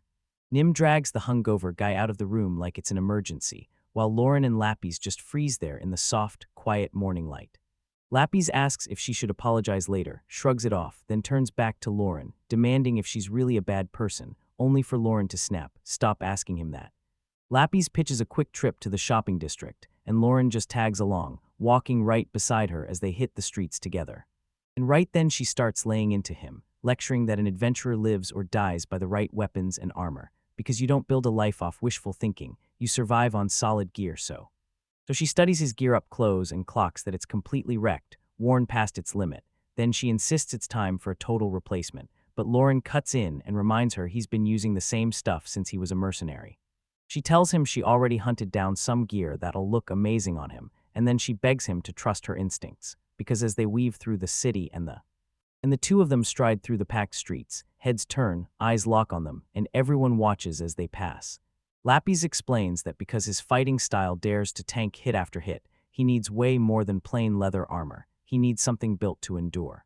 So she flashes him her top pick, an insanely long, dark coat. Lauren isn't buying it for a second and snaps that a coat isn't armor at all, but Lapis won't drop it for a second. She says that regular coat is actually a serious magic tool, and you can tell she's thrilled she found it, especially because she reveals the cloth is woven from stacked layers of black spider silk, and she practically beams as she swears it's an insane find, and a steal for just 5 gold coins. She tells him that anything with protection plus auto-repair buffs usually costs 10 times the price. Then she leans in and basically sells him on this coat being a once-in-a-lifetime steal. Lapis keeps hyping that coat, claiming that if he throws it over his leather armor, his defense will skyrocket. It's a total steal. She insists, while Lauren just snaps back, "Okay, what if you told the clerk straight up? Because here's the catch, it's actually worth 10 times the price." Lapis doesn't even flinch. She shrugs and says it's the shop's fault for not knowing what they're selling, swears it isn't their problem. Then she freezes and snaps her gaze around like something just shifted. The shopkeeper snaps his gaze up from the papers, and his stare turns downright suspicious. Lauren's shoulders tighten on the spot, while Lapis just stands there like nothing's happening. Lauren scoots closer and whispers, asking if that guy has finally clocked their plan, because the second he realizes, sweat starts pouring down his face. Lapis just grins and tells him not to sweat, because that guy hasn't clocked a thing yet. She adds that even if he finally figures it out, they'll just have to grab it fast before he can go around swapping the price tags. She starts scanning the shop floor, completely baffled. She swears it's weird, because she'd been locked onto one specific thing, and now it's just vanished. So she marched up to the shopkeeper and asked where it went, if anyone had already snagged it, and the old guy only scoffed, claiming nobody in their right mind would buy something that's pure junk, so he shoved it to the back to clear it out of the way. Lapis is stunned he even managed to budget, but the shopkeeper snaps back that it wasn't a walk in the park. Getting it into the shop in the first place took a whole bunch of guys. She asks if he can bring it out so they can see, but the guy shuts her down and tells her to wait, saying it's not the kind of thing you can just yank out on demand, leaving. Lauren scans the racks of weapons, and the moment she locks eyes on the sheer quality, she realizes, sure, the shop is small, but the gear inside is top tier. Lauren grabs a small blade, then tells himself he'll have to swing back for a spare the moment he's finally got a little extra cash. But he realizes he has zero clue when that's supposed to happen. Right as he starts spiraling over it, something snaps his attention, and then his eyes land on a massive, top-tier longsword perched on the rack, so insanely impressive it makes him go, "Wait, a rand." A random adventurer nearby clocks him instantly and glares like he's got a bone to pick with him. Lauren starts to grab the sword, but the guy explodes, yelling at him to keep his hands off it, right now. He snatches the hilt out of Lauren's reach before she can even touch it, then acts like he called dibs first, like his eye was on it all along. He scans Lauren head to toe and snaps, "Wow, you might finally have some half-decent taste in weapons for once." But then he doubles down, saying Lauren's muscle brain could never swing a blade like this, so he should just stay in his lane. He storms straight up to the counter and tells the shopkeeper he's buying that sword right now, no delays, no questions. Lauren just freezes, totally lost, staring after that mystery guy like, "Who are you?" And yeah, even if he wanted to, he sure didn't have the cash to buy that sword. Lapis strides over and asks what happened, but Lauren just drops her gaze and says it's nothing. Meanwhile, he's only trying to forget that annoying guy, but then Lapis spots the empty rack and immediately says it looks just like the longsword that finally got sold. She admits the sword was fine, since she's the one who set it up. Then she snaps the moment shut, shakes her head and says, "No, that's not it." Now she's got something way better to reveal. And when she tells him she uncovered a real masterpiece, she makes that other sword look like total garbage by comparison. And Lauren can't help but think, sure, he doesn't hate her confidence, but she's got this annoying habit of blurting out things that are just begging to land her in trouble. He claws the edge of the heavy sheet and grunts under his breath, yanking the cover back to finally see what she's been talking about. One glance at the weapon and his eyes go wide. Lapis has pulled off something even crazier than before.